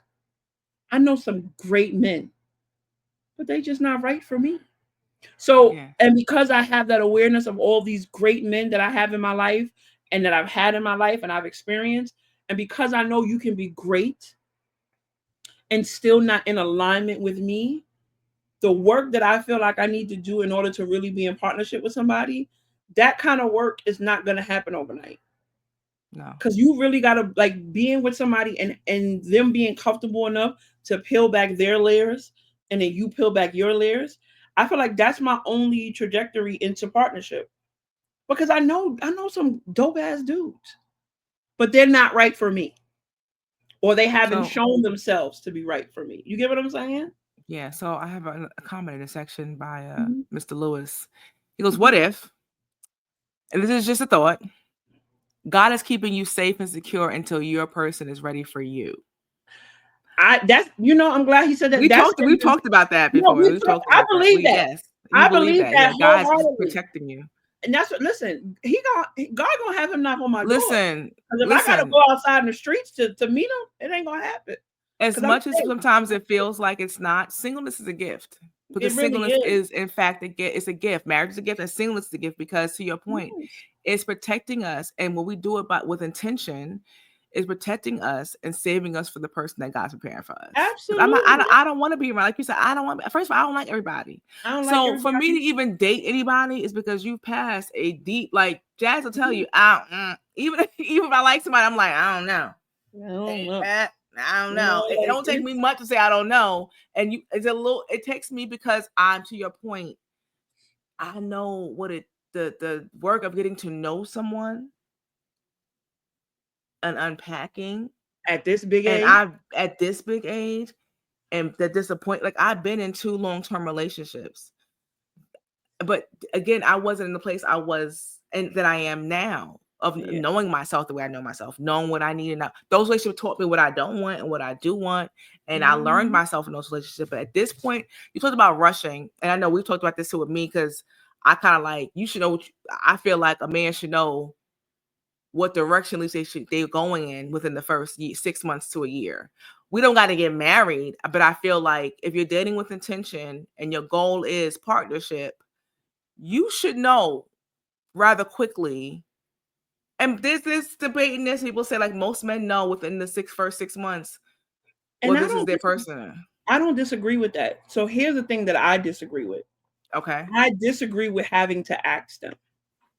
Because I feel like if somebody is serious about you and they are making a plan and they want to be involved and they want to be in your life, they Mm-hmm. are going to position themselves where the conversations and the communication are going to flow naturally. Mm-hmm. So I don't ever want to be in a situation with a man at this stage in my life asking you, well, where do you see this going? Because that should already That should be already happen. that should But I already do be a part of our partnership, about a part of our like organic kind of flow conversation. Yeah. conversation. So it's like if I gotta keep asking somebody something, then you're either one or two things. You're not thinking about it or you're not prepared to provide it and you don't have the capacity. I think that when you first meet someone, it's okay to say, hey, this is my intention. I'm dating for the potential of marriage. I'm dating because my goal is this. So I think it's important to identify and clearly communicate. Like I'm not saying you are my person, but my intention to date is that my goal is mad. Because you could just be dating casually. You could be Yeah. dating for. So I think it's important to communicate. Hey, this is my goal. Is this something you're looking for as well? Okay, cool. Mm-hmm. So we understand that. And to your point, I agree that should be organically happen through not only their words but their actions. Yeah. And I also think it's important that if you're in a relationship, I think check-ins are important though. Like, hey, how are we doing? Yeah. Are there any But questions? Are I we don't have still no going in the experience. right? No, I Oh, don't have yeah. experience. Yeah. Well, for me, a practice I did was like, because this is something I've learned and like, because I research, like your research too. When I do something, I'm prepared to do something different. I'm changing. Like when I change really my approach to dating and being intentional, I Mm-hmm. read books and followed podcasts to understand ways in which you communicate clearly to say, hey, this is my intention, these are my goals. I'm looking for someone who's like-minded. And it's okay to like, okay, let's do a check-in. Hey, how are you doing? Are there any questions you have, any concerns you have? Are we still going in the same direction? Or at least like with the goal of like getting here. Are there any, like, do we feel like we're still going in? Do we need to reassess? Sometimes that comes up earlier than 6 months, but I think it's important that we do check in when you're dating, to check in with one another and be like, can I ask 2 questions? Sure. When you first meet someone, you're just getting to know, like, is this person someone that I could even talk to? Do I feel comfortable? When are you saying like you feel like that, like, hey, this is my goal conversation? Because this is the thing with me. For me, I meet people all the time, or I've met people all the time, and it's not necessarily a romantic connection. It might be a professional connection. It might be like networking or whatever the case may be. And it's like me, but I don't have a lot of experience in like committed relationships. So it's like, with me, based on my experience in life, I don't even want to have a conversation with someone about my goals if I don't see you being around in the next month or so. Okay, I have 2 comments. Jerome said, clear is kind. And then Jasmine said, clear communication is a love language. So to answer your question, in my experience, even on dating apps, right? Most questions they ask is like, what's your goal? Are you looking to casually date? Or are you looking for partnership? Okay, cool. So like even dating apps, they give you that. Okay, yeah. And so when you meet someone, it's just like, hey, what's your goal here? Because you're just looking to casually hook up. I think it's important to be clear about your intention. Hey, I'm not looking for nothing serious. I'm just out here having fun. Cool. So I can make the educated decision to say, okay, we'll just keep this cool. Or someone's like, no, I'm dating with these intentions.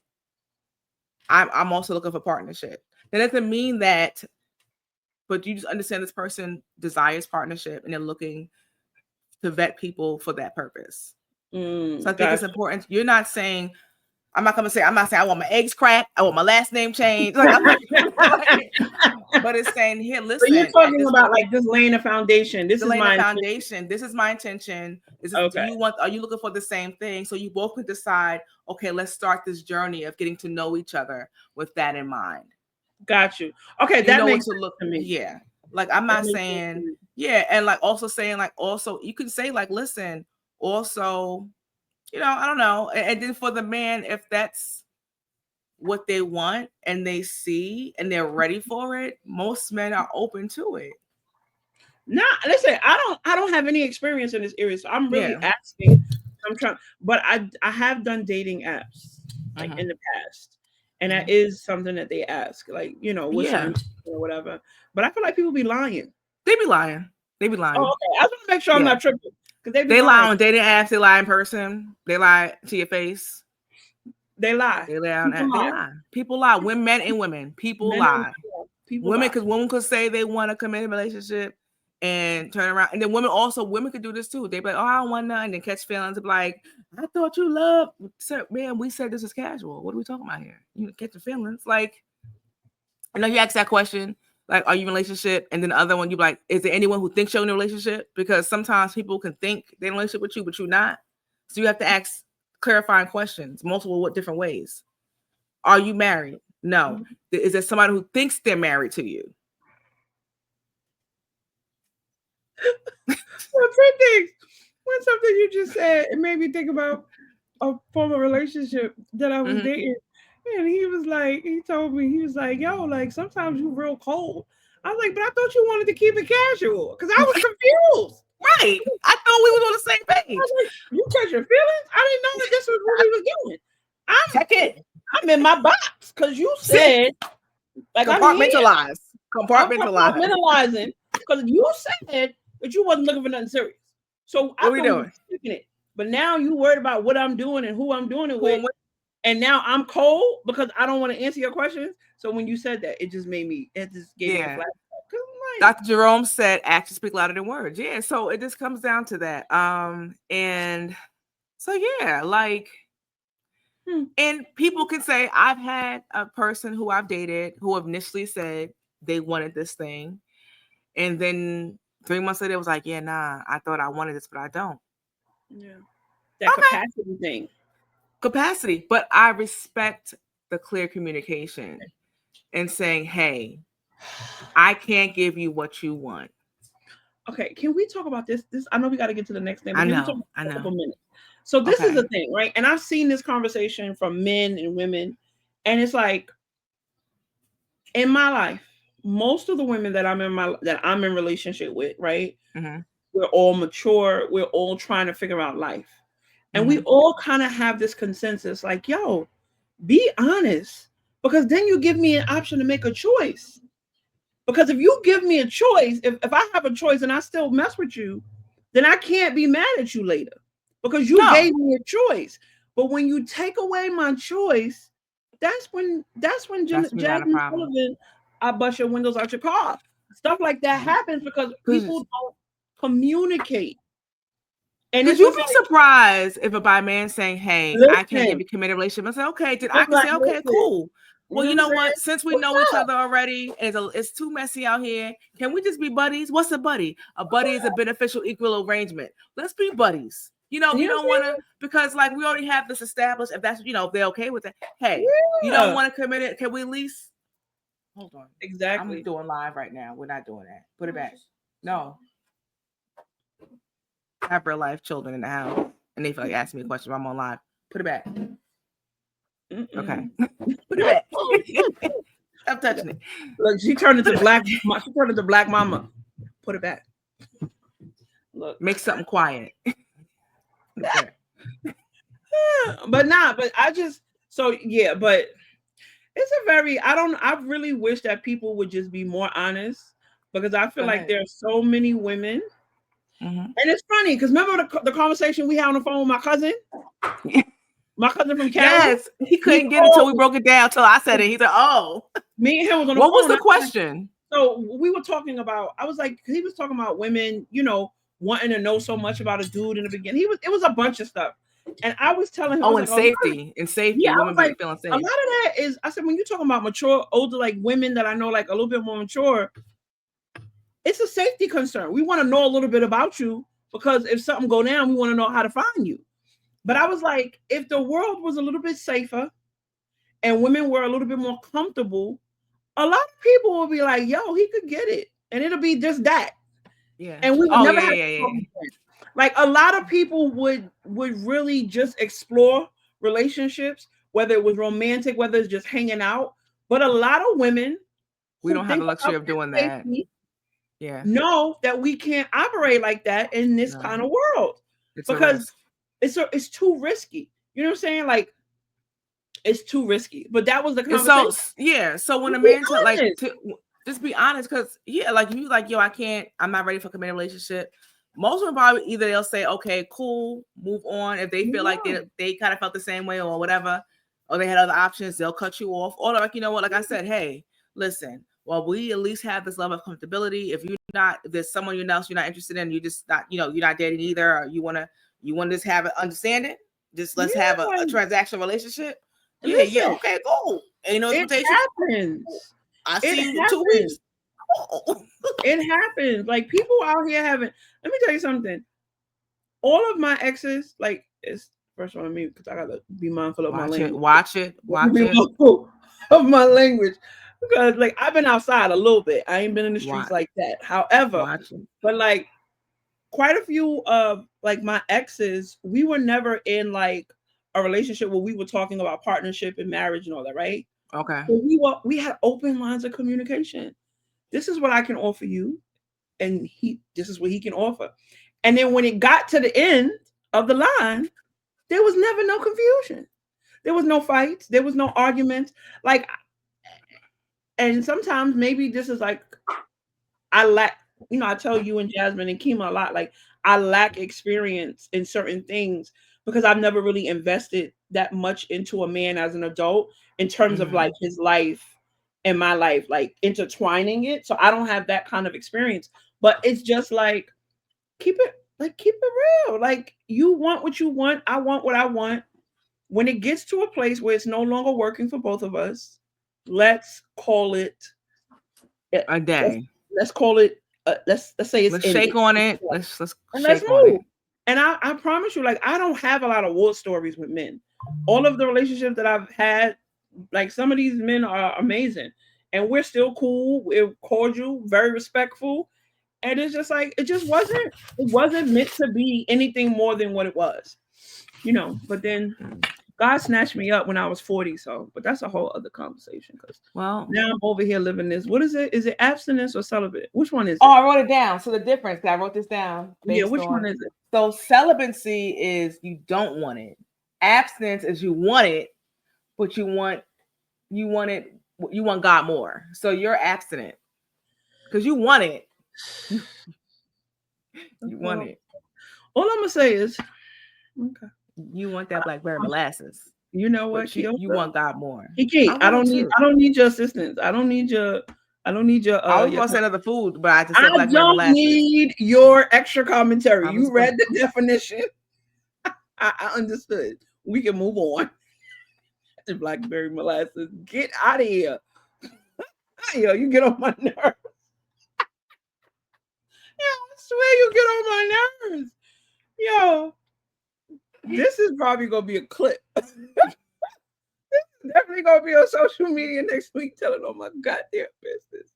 I said blackberry molasses. I didn't say what I could have said.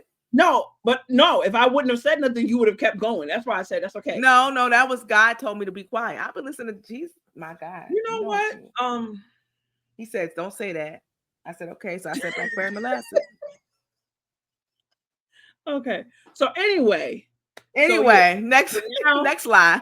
Now I am abstinent, but that's the reason. It's because it's like at this point I don't feel like I'm missing nothing. It's like, of course, I want to be in partnership. I'm missing something. I'm missing. But I ain't missing it. I'm fine. But I love God more and my sanity a little bit more because something that's connected to these organs. Jesus. Kiki. Yes. Did you just say organs? Is that organ? Is it organ? Is it organ? Say that? You Google that. Hold on. Yeah, I'm done. No, don't Google it. Don't Google it. And what? And oh gosh. Yes, it's an organ. Yes. I know it's an organ. I am fully aware. I wasn't questioning the definition of what you said. You were right in what you said.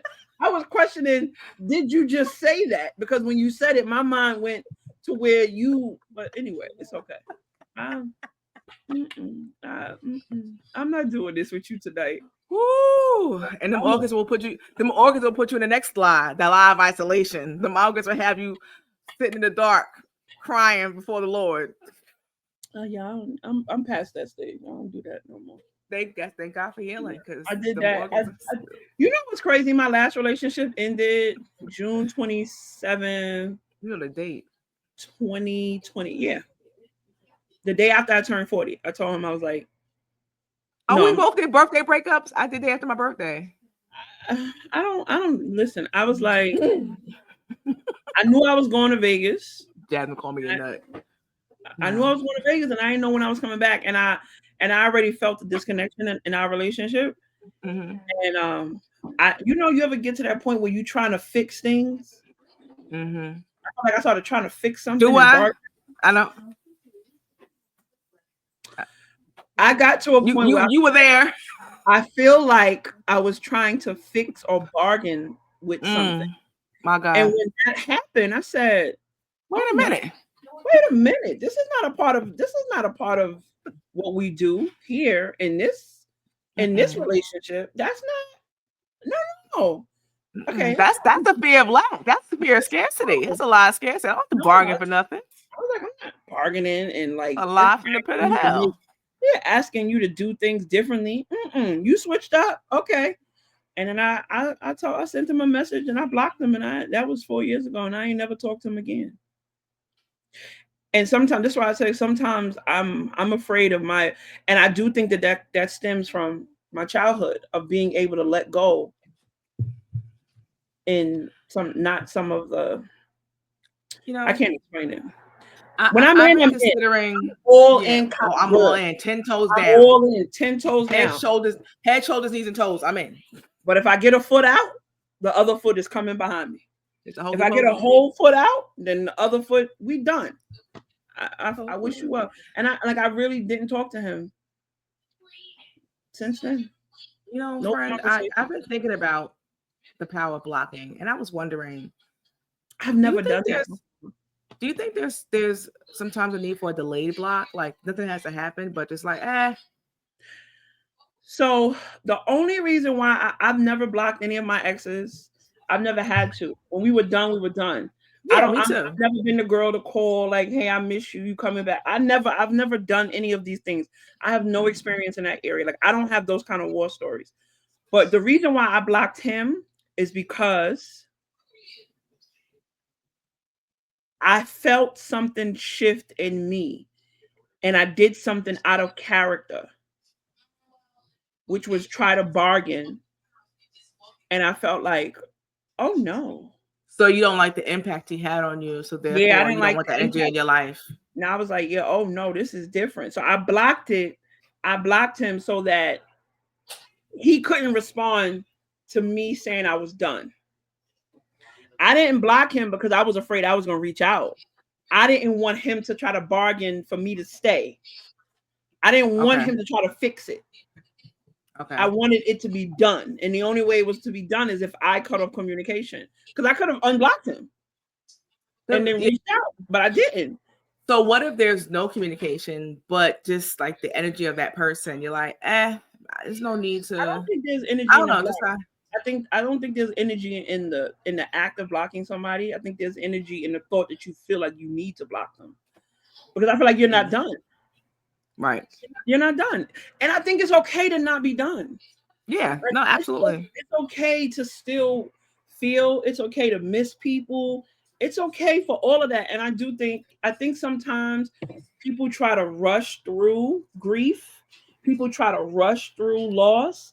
And I don't support that. If you want to stand in the middle of your living room butt naked and cry every night, that's your business. Take it up. It's between you and God. As long as you are able to still feed your kids, perform your duties at work, as long as it's not impacting your livelihood, that's a part of your healing. Yeah. Mm-mm. I just thought about that. You know. So we're gonna move on to the next slide because we may not get to all of them tonight. We may have to do part 2 because we're already out. So let me see where we're at right now. So let me take a second. 1, 2. We're at the third, so we may just have to get to the we have 3 more to get to, so we may have to do a part 2. Okay, cool. Okay. All right. So all right, this will be the last one. So this one is the lie of isolation. The lie, I am alone and no one understands me or cares about me. I had a good cry in the car about this today. Really? On my way home. Yeah. Let's first I'm gonna read the. Hold on, just give it a second. Calm down. I like to say it. I just like to say it because your eyes get wide when I say it every time. Go ahead. So it says loneliness can feel overwhelming, but it's a lie that seeks to isolate us from God and his people. God's word reminds us that we're never truly alone. He is always with us, and he places us in communities where we can belong. Today, let's confront the lie of isolation and embrace the truth of God's presence and his gift of community. So this is the lie, the saying of no one understands me and cares about me. So today, I was like, God, as a mother, and I'm a paralegal by trade. So I work in service. My job is to consider others and work. My responsibility as a mother is every decision I do, I have to consider someone else. My job as a daughter, I'm an only child to my mother, is to consider my mother, to consider my father. As someone who's a reliable person in my family, I'm always considering other people. And my question was like, God, when is somebody going to consider me? When is somebody going to prioritize me and put me first? And ahead of their friends, their wants. When is it my turn? When is someone I'm always considering everyone else? Mm-hmm. And when is somebody going to consider me? That's all I want is someone to consider me, to put me first, prioritize me the way I prioritize others. My whole life is considering and prioritizing others. I just want the same, and I don't feel understood, or it just feels like at moments I don't feel cared for, and that's where isolation comes in at. Mm. And that was like, that's really where like my hurt lies at. Mm. I didn't feel considered. Yeah. I didn't feel prioritized, and that can plant that seed of isolation and feeling misunderstood and like no one cares. I know it's not the truth. I know I have community. I know people who love me and lean on me, and do the things, but that's just something that I know Jasmine's observing right now. She's thank you. I love She you wrote too. that. I just laugh. I just know she's Oh. like observing. But that's just a real thing for me. And this 21-day devotion really helped me unpack a lot of those things that took root, and like the hurt, that disappointment, the things that this disappointment triggered, the most recent disappointment triggered, and the disappointments of my previous relationships, the failed relationships, and like once again. So that's so much I can get out without breaking down and having an ugly cry. So that's what you'll get from me. Well, first of all, let me hold space and say thank you for sharing your real experience and for being open and being vulnerable enough to share that. So there's a couple of things I'm thinking and I'm wondering, because you said like consideration. So I'm going to talk about my relationship with isolation, but I just want to I want to create a moment for this space because I know that I know the work that you're doing, and I know that where you were before, you're not currently there. But just in thinking about someone who's listening or somebody who's watching or whatever the case may be, I think one of the things that I've been thinking about when it comes to like consideration of others, like people, because like there's a part of me too that wants someone to consider me, and I feel like I've never been considered in most situations, right? Whether it was my parents or in my relationships, and then even in like my like professional spaces, no one considered how things would impact me. And I feel like a lot of that comes from our like own trauma of childhood. And it feels like we carry things that we didn't cause, but then it becomes our responsibility to fix it, right? And sometimes us fixing it is fixing it via other people. It's fixing it in our connections with others. But in reality, the fixing is within ourselves. Because the more you consider what you need, the more you consider yourself first, the more you will bring that energy and those type of people to you. Yeah. And I think one of the things about being of service to others is that a lot of times we're pouring from cups that are not full. And I remember watching this thing with Ayala, and she was just like, call a thing and pour from a full cup. Pour into yourself as much as you possibly can so that when someone doesn't consider you, you no longer have to barter or kind of like ask for consideration, because if consideration is not given, you won't even be comfortable in that space. You get what I'm saying? Yeah, that's a revelation I had last week, because the difference is like, and why is it for me? Like, I can speak from what I need and what I need to be able to navigate these spaces. So for me, what God revealed to me is that you have to build your faith in me. Your faith has to be stronger in me, because people are going to disappoint you. So even when they do disappoint you, you're not so, it doesn't throw you off as quickly. Because your faith and your confidence is in God, not in people. Because men are going to disappoint you. Women, friends, people will disappoint you by just being human. But that's why your faith, you have to build your faith and your tenacity and your strength on a higher power. So when those disappointments come, you don't get that shaken. And see, the difference is why I was so shaken, because my faith wasn't that strong. I was in the process of building my faith, right? I knew that the things I was facing required something deeper that I didn't have. I had to get a little deeper. And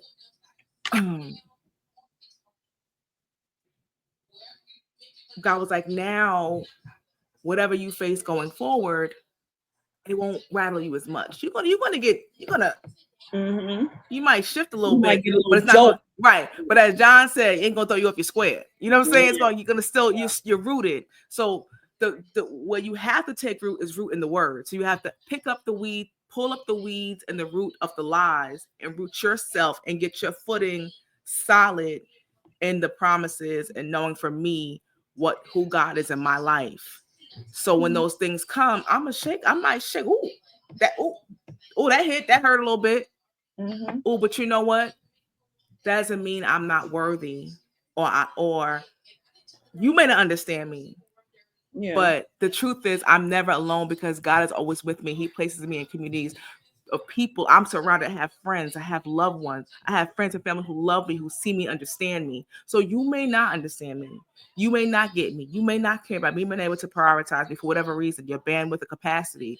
But I'm surrounded by people who do know me, who do love me, who do understand me. And you got to remind yourself of that. And I know it's not the partnership that you want, but you do have people who love you.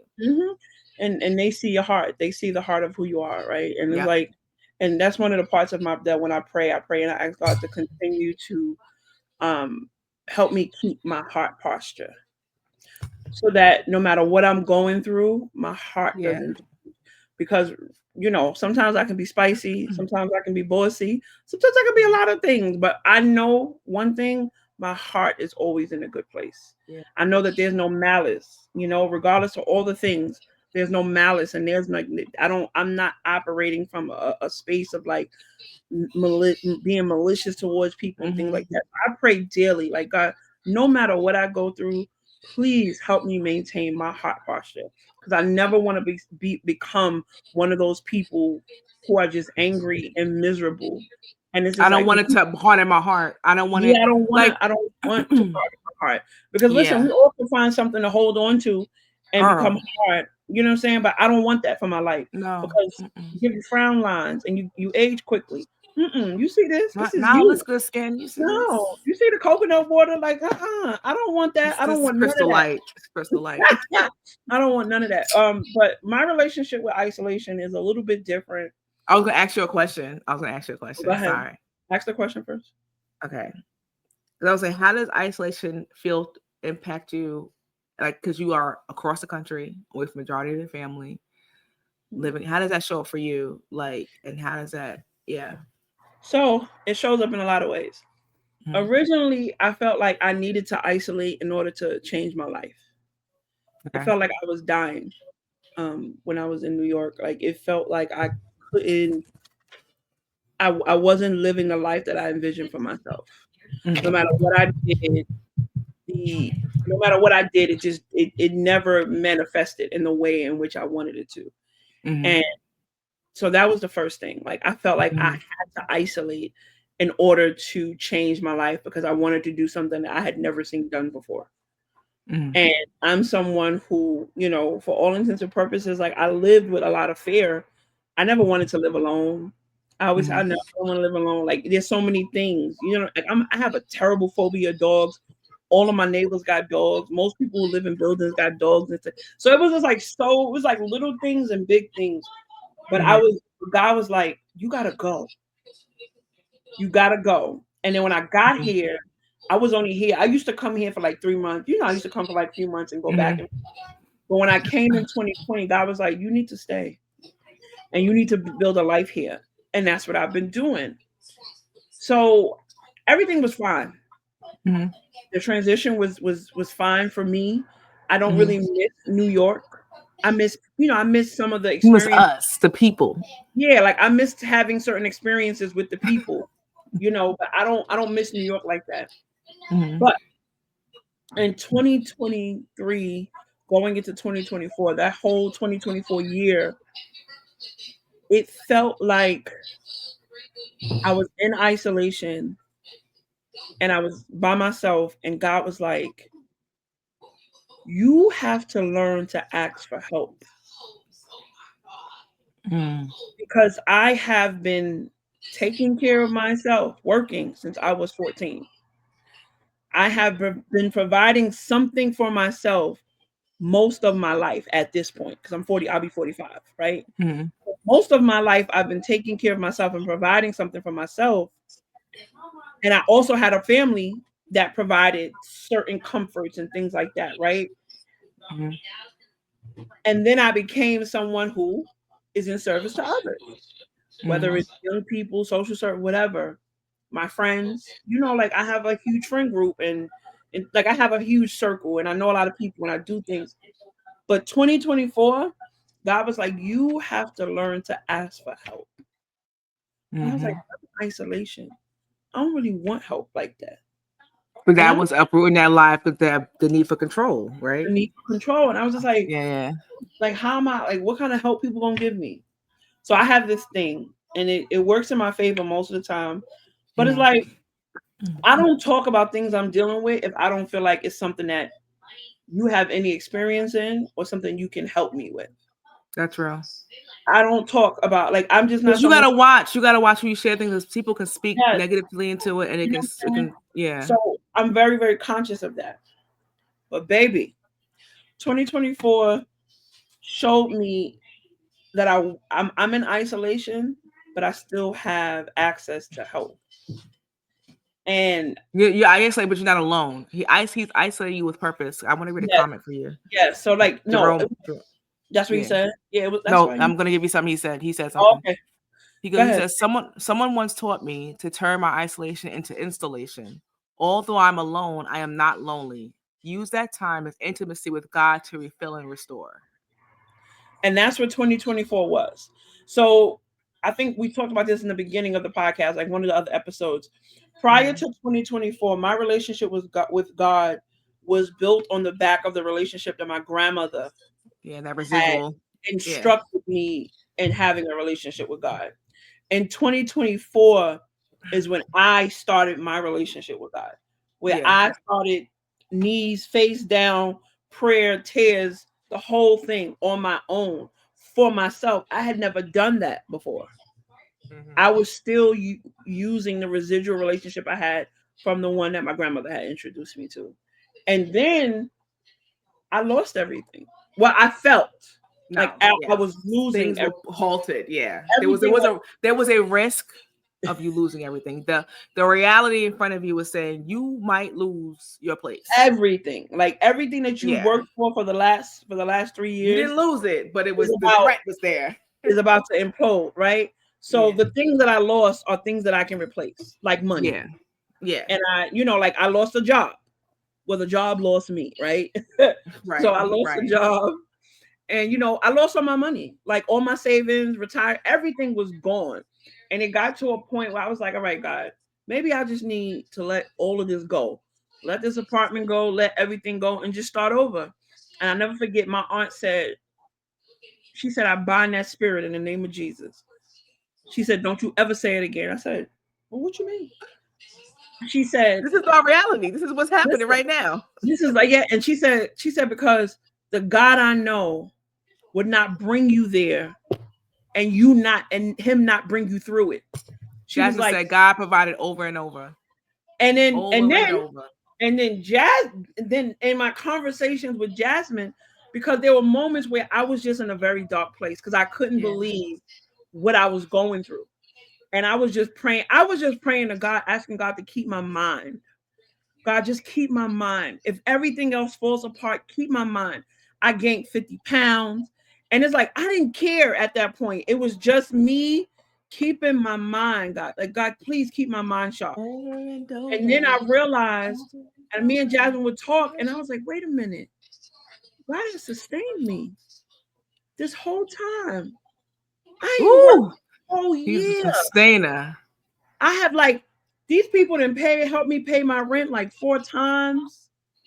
I was getting food stamps. And I was able, and I had just enough money in my savings to help keep this my life. And it wasn't about the apartment. It was about the space that I had created for myself, because in this space is where I was able to visualize the life I wanted for myself. In this space is my peace. In this space is my safety. It's the only place that I've ever had of my own where I am able to cultivate a life for myself. whether it's mentally, emotionally, spiritually, or just professionally. And it's mine. And I never experienced that. So I was thinking like, oh, do I just need to Girl. do I what happened? No, just Jasmine said hallelujah. I'm over here like trying to contain myself because just And listening it's to you just talk. like, and God was like, hey, let me tell you something.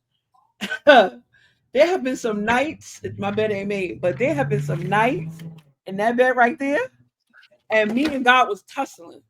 So I was like, all right, what you want, what else you want me to do? Whatever it is, because it got to a point where I said, God, I just trust you. One time I jumped the gun and I paid something and spent my last to pay it. But I jumped the gun because I didn't trust God. And not only did I not trust God, I didn't know how to ask for help. I was too embarrassed to go down to the courts and apply for what I was eligible for.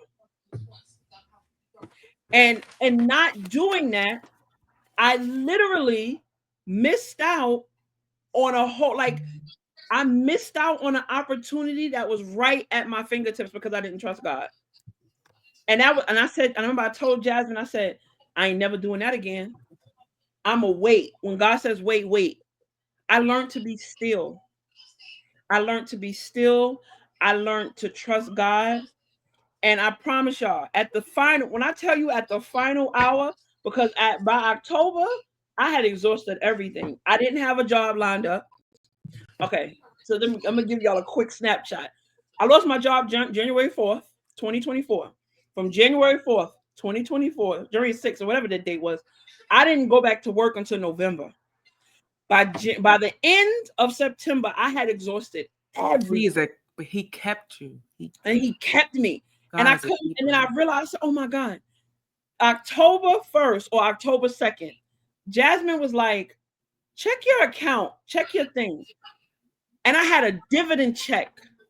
And it was a dividend check for the exact amount of my rent for October and the money that I owe people for paying September. And I tell you, I got on this floor, I screamed and I hollered. I said, my God. I said, God, I'll never question you again. I trust you. I trust you. I had never experienced anything like that for myself. Okay, Jerome. Got to take off. Sorry. Like I listen, I have known God for a long time, but I know God in a more intimate way now. I have listen, you hear about those stories and people talk about like miracles and and God show up at the final hour. Baby, that check, I said, I looked at that check and I added it up. I said, my God, that's exactly what I owe out. Kiki, I called you. I was like, Jasmine. Yo, I got hold on. Keep going. Oh, and then I just was like, God, I trust you. I said, from that moment, I said, God, I'm not gonna question you no more in this process. That check was dated October 4th. It was mailed to me. I applied for a job on October 3rd. The next week, I had my first interview. The week after that, I had my second interview. I started my new job on November 4th. Okay. I was going to take out a loan to pay my November rent. And I prayed on it. God said, don't do nothing. Just sit and wait. And because I hadn't started my job yet, I was eligible for assistance. Not with just November, but November and December. My God. And I said, you know what? God, you got it. That's why I said now when I'm in my life and I'm overthinking. Why you okay. No, listen, I'm telling you, girl, go ahead. Because I never experienced anything like that for myself as an adult. Like that was this October, November, and December was like, oh, okay, God, it's me and you. Okay, cool. I trust you. I'm not gonna question nothing. Lord, listen, I could go on for hours because that whole 2024 was crazy. But yeah. But that was my isolation experience. My God. Listen, and let me tell you something. And when you are a friend, I want to say this to you because I told her this too. When Jazz was going through this, sometimes when you're a friend, the best thing you do is be quiet. Especially if sometimes you're not even sure. Don't ever, like when she was like, Kiosha, I don't know. I might lose everything. And I was like, I don't know either. But I would never say that to her. Yeah. And when you're in a friend supporting someone who's in a season of isolation, sometimes the best thing you can do is be quiet and pray. Because you don't want to be the person that plants a seed of doubt in anybody. You know what? Listen. I just realized, no, you know what I just realized? What? I was going through a season of feeling like I was losing everything. Mm-hmm. And I remember you told me that afterwards, like after everything had kind of settled. And somehow I was able to be present for you as you were going through your process. And it never clicked that those two things until this moment, that those two things were happening at the same time. It just, wait a minute. Everything. Like seriously, like God will distract you sometimes. I never realized that. Because all things work together for his good. Like because in my mind, because you wouldn't have had the bandwidth to even be there. You know, we don't see what's coming down the pipeline. Nope. We don't know what's happening.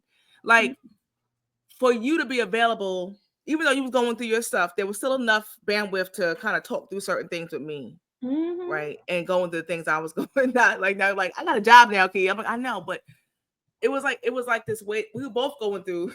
They over here, they in the comments getting blessed. Okay, they in there taking off over there in my comment section. But listen, I want to go back real quick because isolation is also preparation. And that right.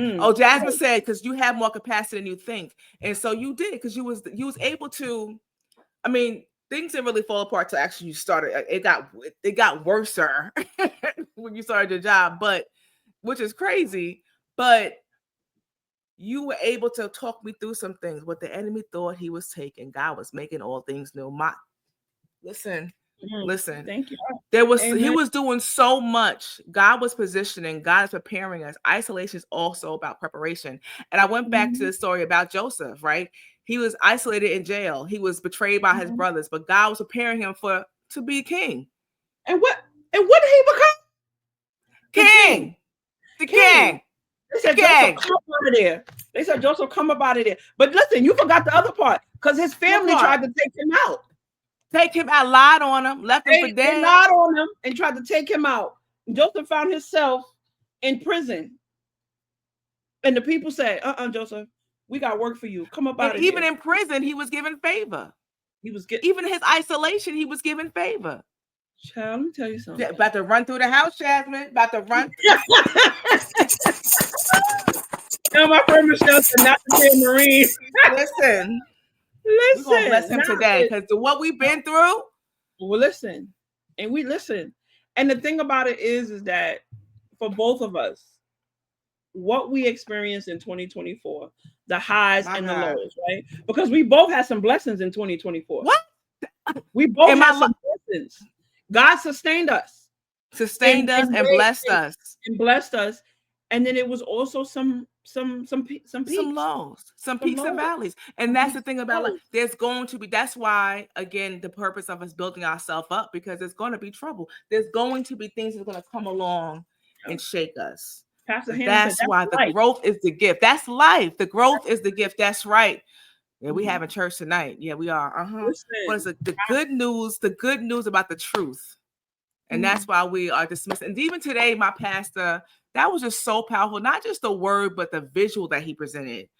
With that of the funeral, of burying the lies. He asked everyone to write the lies on a piece of paper and to put them into the dirt. And he threw the dirt. Listen, I wish I was in church today, but I was virtual today. Listen, I said, Jazz, if I was in that church today, I'd have been on the floor rolling around because ain't no way. Ain't no way. Yeah, if you go there's a video on both of our pages. Like the last post we put up about preparing for tonight, there's a clip of the actual church service, and that was powerful. I ain't never And seen he's the one who wrote the 21-day devotion about the lies we tell, the whole truth and nothing but the truth, and burying the lies, having a funeral for the lies. We dismiss every lie that was told, that we told to ourselves, that we're not worthy, that we have a lack, the scarcity. What we go over today, we're going to just do a recap. Just for tonight, we're going to dismiss those things and anything that's in your life. I'm live. We having churches. We have a church, man. Yeah. The liar. We are going. The lie of scarcity, the lie of control. My God. The lie of. Did we hit that one yet? No, we just did the first three. It was scarcity, control, isolation, and it was scarcity and control. Control. We did and 3 today, right? Okay. Yeah. I don't want to skip ahead. I'm gonna burn it by my backyard. I have it in my piece of paper. The lie of control, the lie of scarcity, and lie of isolation. And whatever lie that we have not touched tonight, and there's a lie that has tried to take root in your life or has taken root, ask Holy Spirit or whatever you call it, because again, we are an inclusive space here. Tap in and pull up that root and dismiss that lie. I'm gonna bury my backyard. It don't even deserve my soil in the house. It's getting out the house. You ain't got no space in this house. Ain't got no space. None of them lies got no space. Getting up out of here. Okay? I gotta find somewhere to burn it or bury it. That's a good. I didn't think about that. Yeah, I was gonna do it in a pot. Like I have some spare pots. I was gonna bury it in some old dirt I got and then get rid of it. But I'm gonna do some. I'm definitely gonna do it for myself. But it was just so powerful to have that visual representation of burying the lies and having, we're not visiting that grave. That he ain't come back in 3 days. We done sent that back. That pit to hell. We ain't doing that. Okay. But it's just so powerful. And I'm just grateful to be on this journey and to be able to share this journey with you, Jazz, and now be able to share with our audience. And I think everything is for a reason. Him strengthening us on 2024 and positioning us and isolating us in our own ways, I think was even just for this podcast. And for us to have these conversations. When we first started the podcast, we wasn't even talking about this. We were just talking about weight loss. This since the pandemic. Yes. We survived the pandemic. We were talking about this since the pandemic. And who would have thought? Who would have thought? Who would have thunk it? You know what I mean? Like I'm very thankful that, first of all, this podcast has really, it's helped to reignite my creative side. Like I wrote, for those of you who don't know, I used to perform spoken word with live bands. I have a project out, things like that. And I haven't performed and been in that space in over a decade. Yeah. And everything that's going on in the world, and just thinking about this podcast and us being, professional women and trying to navigate our spiritual journeys and things like that. I wrote my first poem yesterday, and I had prayed and I had said some things to God. And I promise you, as soon as I finished praying, the poem just came, and I was like, "Oh, okay, that's what we're doing. That's what we're doing. That's what we're doing." So the download came, and it's just I'm just so thankful to be able to talk openly about my spiritual journey. Yeah. Because everybody is in a different place, and there's no judgment. You ain't got it. Nobody. I can't quote scripture. I'm in a space where I'm learning, and I'm trying to apply it to my life. And I'm watching pastors, and I'm learning from other people who teach how to apply it to life, right? Yes. From a context of abundance, not from a context of division. And it was something Pastor Hannah said. It was about last week, and he was just talking about he was the language of love. He was like, if you're not talking to people from with the language of love, then what are you talking about? What God are you talking about? So it's just me learning and hearing other people with that kind of mindset, because I hate things that divide us. I hate that kind of I don't like that kind of rhetoric. I don't like things that, what's the word? It's divisive. Divide. I don't like it, but it's just, I'm very thankful to be in this space and to be in this space with someone else who is also strengthening their relationship with God at the same time. And then I also have people in my life who are doing the same work, and I'm really thankful, because this has become a very this has become a job, and it's a passion. It's a passion project. Sorry. It's like, listen, I can't go out on Sunday. Sunday is my day to my podcast. Saturday is my day to myself. You make a bigger sacrifice than me because this is the middle of the day for you. Was it 4:00? What time is it over there? So right now, we start at 4. It's 6:16. So Jazz said we needed this space. Thank y'all. He said, I'm really proud of y'all. I've seen the growth and I'm privileged to be a part of the community. Oh, thanks, Jazz. Thanks, Jazz. We can't wait for you to come back. Part 2, conflict. Get yourself together, girl. Get it right. Get it right. Get it right. Nah, it's dope. I don't want to get repetitive, but all the things you said and just like, this is a part of us. No, God, Jesus is the light of the world, and we are his children, and we're supposed to be lights too. And this is our way of shining the light and creating space for others and sharing our story to encourage others. And, like we said, we're doing the challenge of reading the book of John for the month of February. And just to remind you, because First John really stuck out to me. Mm-hmm. And it was like, in the beginning was the Word, and the Word was with God, and the Word was God. And what stuck out to me is that the word mm-hmm. is uppercase. Mm-hmm. And the power of the word, you know what I'm saying? So mm-hmm. as you go on this week, just be mindful of the words that you speak. Understand mm-hmm. that's even showing you there the power of the words that we speak. The power of life and death is in our tongue. And the things we say, even when we look at situations that can look dead, that mm-hmm. can look like it's over. Mm-hmm. And you're not sure. Say, God, if this is your will, I speak life to it. Mm. Even if it's not your will, I bless it. Mm. Let's be mindful of things. We don't know what because God can do. We have no idea. He's already shown us. This is my dad's testimony. Mm-hmm. He gave her exactly what she needed and more. I was like, a dividend? I never got no dividend check. I've been with these people for 2 years. Girl, like think about it. Like I had $129,000 student loans discharged.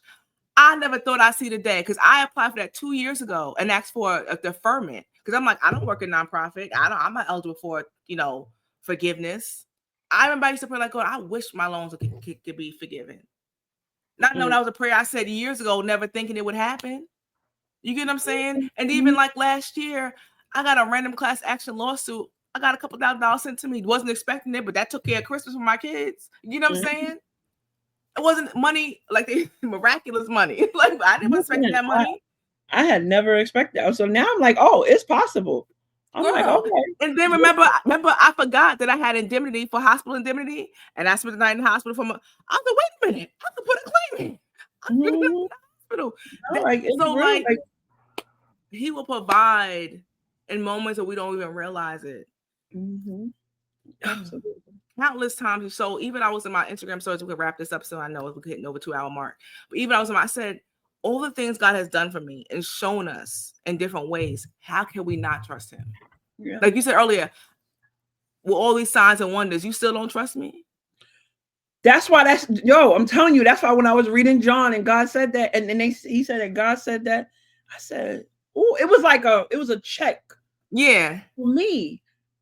Because like in that section, he's also like, you're supposed to be at home with your kid, praying over your kid, but you here asking me for miracles. Haven't I done miracles already? Like, just pray and ask. Remember, Jazz, I even said, like, even for this fast, sometimes we're looking for this big external evidence of it. But in reality, the work was being done here inside of me. Yeah. I was like, I didn't get this big poof miracle from this fast. And they said, when you fast, it's going to change your life. No, it did, because it changed me. Sometimes you're looking for it to affect others, like the kids or the man or the mother or the sister or the father. But the work is supposed to be done in you. So this was for me. Yes, you can. Yeah. Unless you people, this is it. It says Jesus said to him. He be spicy. Jesus be spicy. Jesus being spicy. Checking people. Mm-hmm. Unless you people see signs and wonders, you will by no means believe. So it's like, even when he do the little things, you don't see it. Y'all, we looking for big, I'm just like, wait, God sustained me for a whole year with no job. A whole with no income. And I live very comfortably. It's a blessing. Like, you know what, God? I trust you. You gonna figure it out. Whatever it is, I'm gonna do my part. I'm gonna show up. I'm gonna give you glory. I'm gonna say thank you.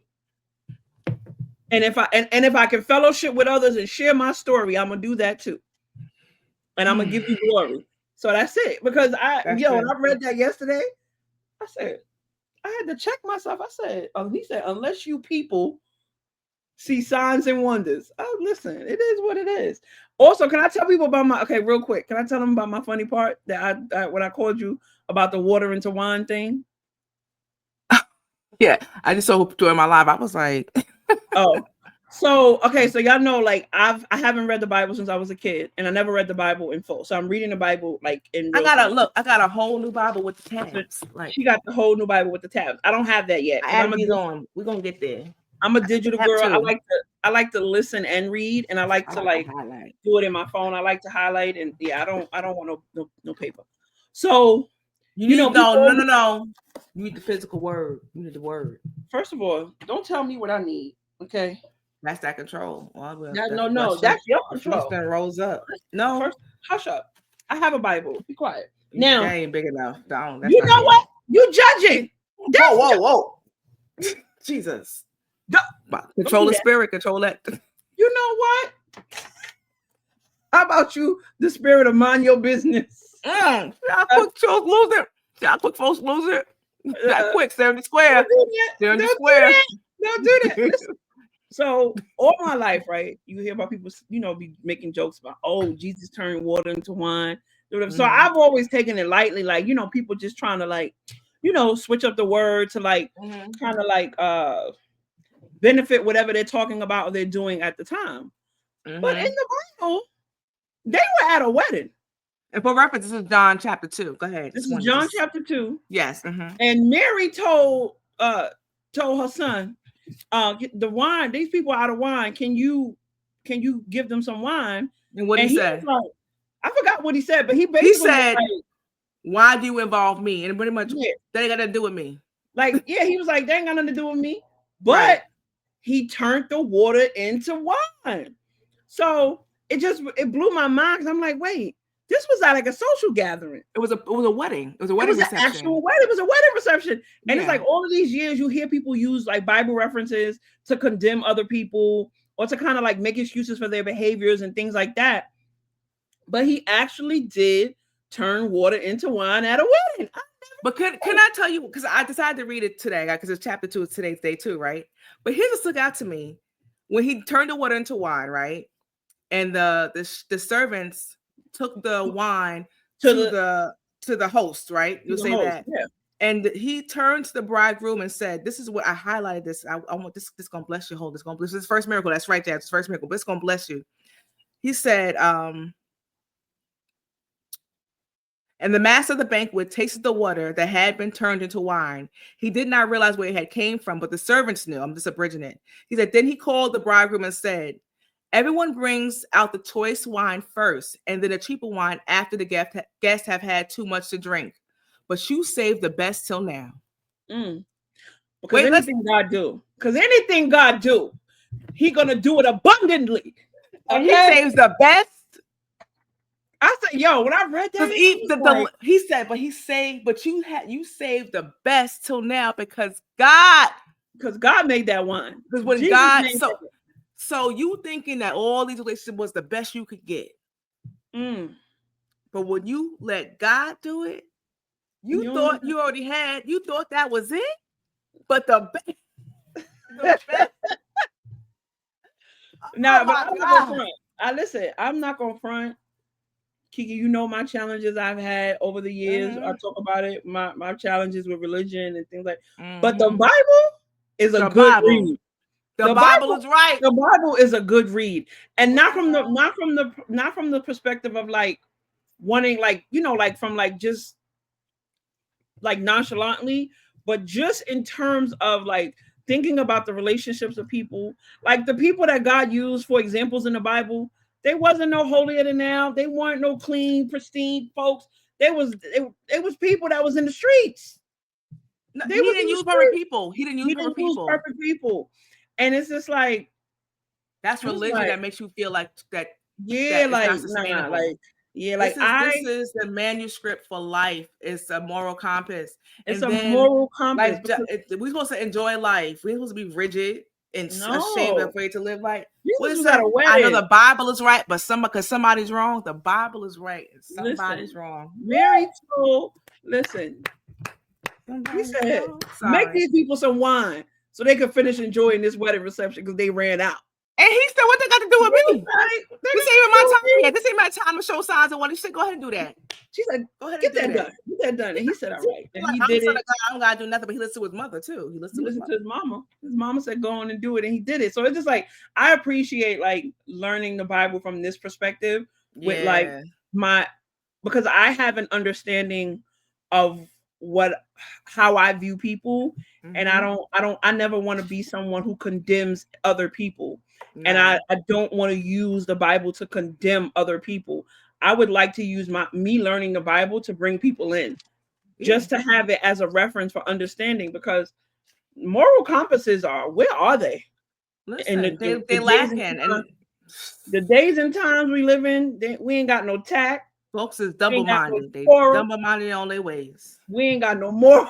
We ain't got none of it. But I tell you, but seriously, I'm glad that you told me to read John, because John really is, because it's about John the Baptist. It really is like, and it's like an abridged version of the Bible. Yeah. They said, my pastor said, if you want to read the Bible, the best way is to start with John, James. I don't have them all. I'll share them next week. But it was like Luke, John, James. No, and Luke? It was no. Don't piss me off. Yeah. Oh, y'all heard it? You see, y'all heard it, right? But That's I'm the one. I said, do not. It was John, James, Esther. There's a couple other ones, but those are the three that John, James, Esther. Yeah, I feel like I read Esther, but yeah. Ruth. I know it's Ruth. Maybe not. Oh yes, because Ruth. It may not be. It might be John. The first two I can remember is John, James, and Ruth. I don't have another notebook on me, but I know I wrote those three down. The woman at the well. I love that story. Yeah, I love that story. But anyway, it's coming up to the 2 hours and 30-minute mark. This was good. This was good. We had a little church tonight. It was a good time. I appreciate you being an honorary PK kid, because you have. I'm just a church kid. I'm not a PK. I'm just a church kid. I don't know, Kiki. I feel like you're a church kid. Well, okay. I've been surrounded by a lot of pastors. I mean, Godfather's a pastor. I feel like you're an honorary PK. See, your Godfather. That's what I'm saying. Like, you're an honorary PK. So I appreciate your knowledge and your approach to the Bible. I grew up in a Baptist church. It's a little bit different. I'm Pentecostal. Yeah, Pentecostal. I know it's a little. We them loud folks. But I appreciate this. Tonight was good. So yeah, y'all have a good week. Yeah. And remember. Oh, so listen, don't let the lies take root. Yeah, don't let the lies take root. First of all, figure out what you've been. Maybe that's your homework for this week. Your homework, yeah. Your homework is figure out the lie that you've been telling yourself and identify it. Because next Sunday we're going to be live from YouTube, not from Instagram. Right? We're going to be doing we're going to be premiering our podcast. Are we pre-recording? Yes, I wasn't going to tell them that, but yeah, but now since you didn't let the cat out the bag, yeah. So we're going to pre-record our episode because I have family coming in town. You got plans. You're going to be outside. I got a bunch of people going to be in my house, and I ain't going to be able to do it on Sunday. So we're going to pre-record, and we're, so you guys will be able to tap in with the episode on YouTube for the first time. It's going to premiere live on Sunday. Next Sunday. But yeah, that's your homework. Think about the lie that you've been telling yourself, because we're going to pick back up on this conversation. Sure. I can share the live. She said, can I share the live? I'll make a info. We're going to put a post on it. But yeah, we'll do real quick. I'll go real quick. It's 21, so just listen closely. The lie of approval, the lie of scarcity, the lie of envy, the lie of failure, the lie of control, the lie of isolation, the lie of doubt, the lie of unworthiness, the lie of insecurity, the lie of comparison, the lie of guilt, the lie of fear, the lie of rejection, the lie of hopelessness, the lie of unforgiveness. That was a big one for me. The lie of weakness, the lie of shame, the lie of isolation, the lie of inadequacy, the lie of performance. That was a good one too. And the lie of defeat. Now we picked 6 of the 21 to discuss for this week and next week. If you want me to share the resource of actual devotional with you, I can do that. Just ping me. I can send you the link to that. My pastor actually wrote this book, but it's 21 lies that we unpacked over the 21 days, and we're highlighting the 6 that really spoke to us. And it just happened that we picked the same 4. No, we picked the same same 6. No, what, the exception of 2 ones we made. It was like we picked all the ones that we picked the 3 we talked about today, and then unworthiness. Yeah, but I'm gonna say we selected the same ones with the exception of 2. Like we actually picked the same ones to highlight, and and so that's what we're showing on here. But if you want to dig more into this and want the resource, just let us know. Or you connect to Jazz, ping her, and she'll pass on the message to me. I think it's just a powerful tool to use to really help you unpack. Maybe we can work on like an infographic, like you said, like not using his thing, but just kind of like well, I did create one on Canva, so I have to finalize it because that's how I was going to share it out. But I definitely give so I'm just doing all I'm doing is like listing the lie and the scripture that goes with it. The companion scripture to go with it, so you can read it on your own time. And giving full credit, because I'm not copyrighting nobody's stuff, but it's full credit to Pastor Heston Williams, excuse me. Next time I'm in New York on a Sunday, I'm gonna come go to church with you. Pull up on me. They be laughing at me because it's not traditional like Pentecostal sound. Like when it comes to the songs, it's very like. It's a non-denominational thing, right? You have saved me, and I'll just be like, they don't play. In the heart of Brooklyn. Heart of Brooklyn. They don't play no tambourines at this church. It's a little different, but it's all right. I might bring my tambourine one Sunday to scare them a little bit. I don't think they'd be scared by a tambourine. If they in Brooklyn, a tambourine is not going to scare them. But yeah. So anyway, yeah. All right, y'all. Well, we appreciate you tuning in. Shout out to me for actually being able to engage with the comments today, because I did. I responded to people. Oh, you're not crying today. Oh yeah, you did. You got a little emotional. A little bit. It's a good thing. That's a good thing. I didn't turn my camera off. I stayed. You didn't turn your camera off. That's a good sign. All right. Well. Good night. Y'all have a good week. Love y'all. Kiki? What? Well, I'll tell you in a minute. We're gonna end the live first and you're gonna tell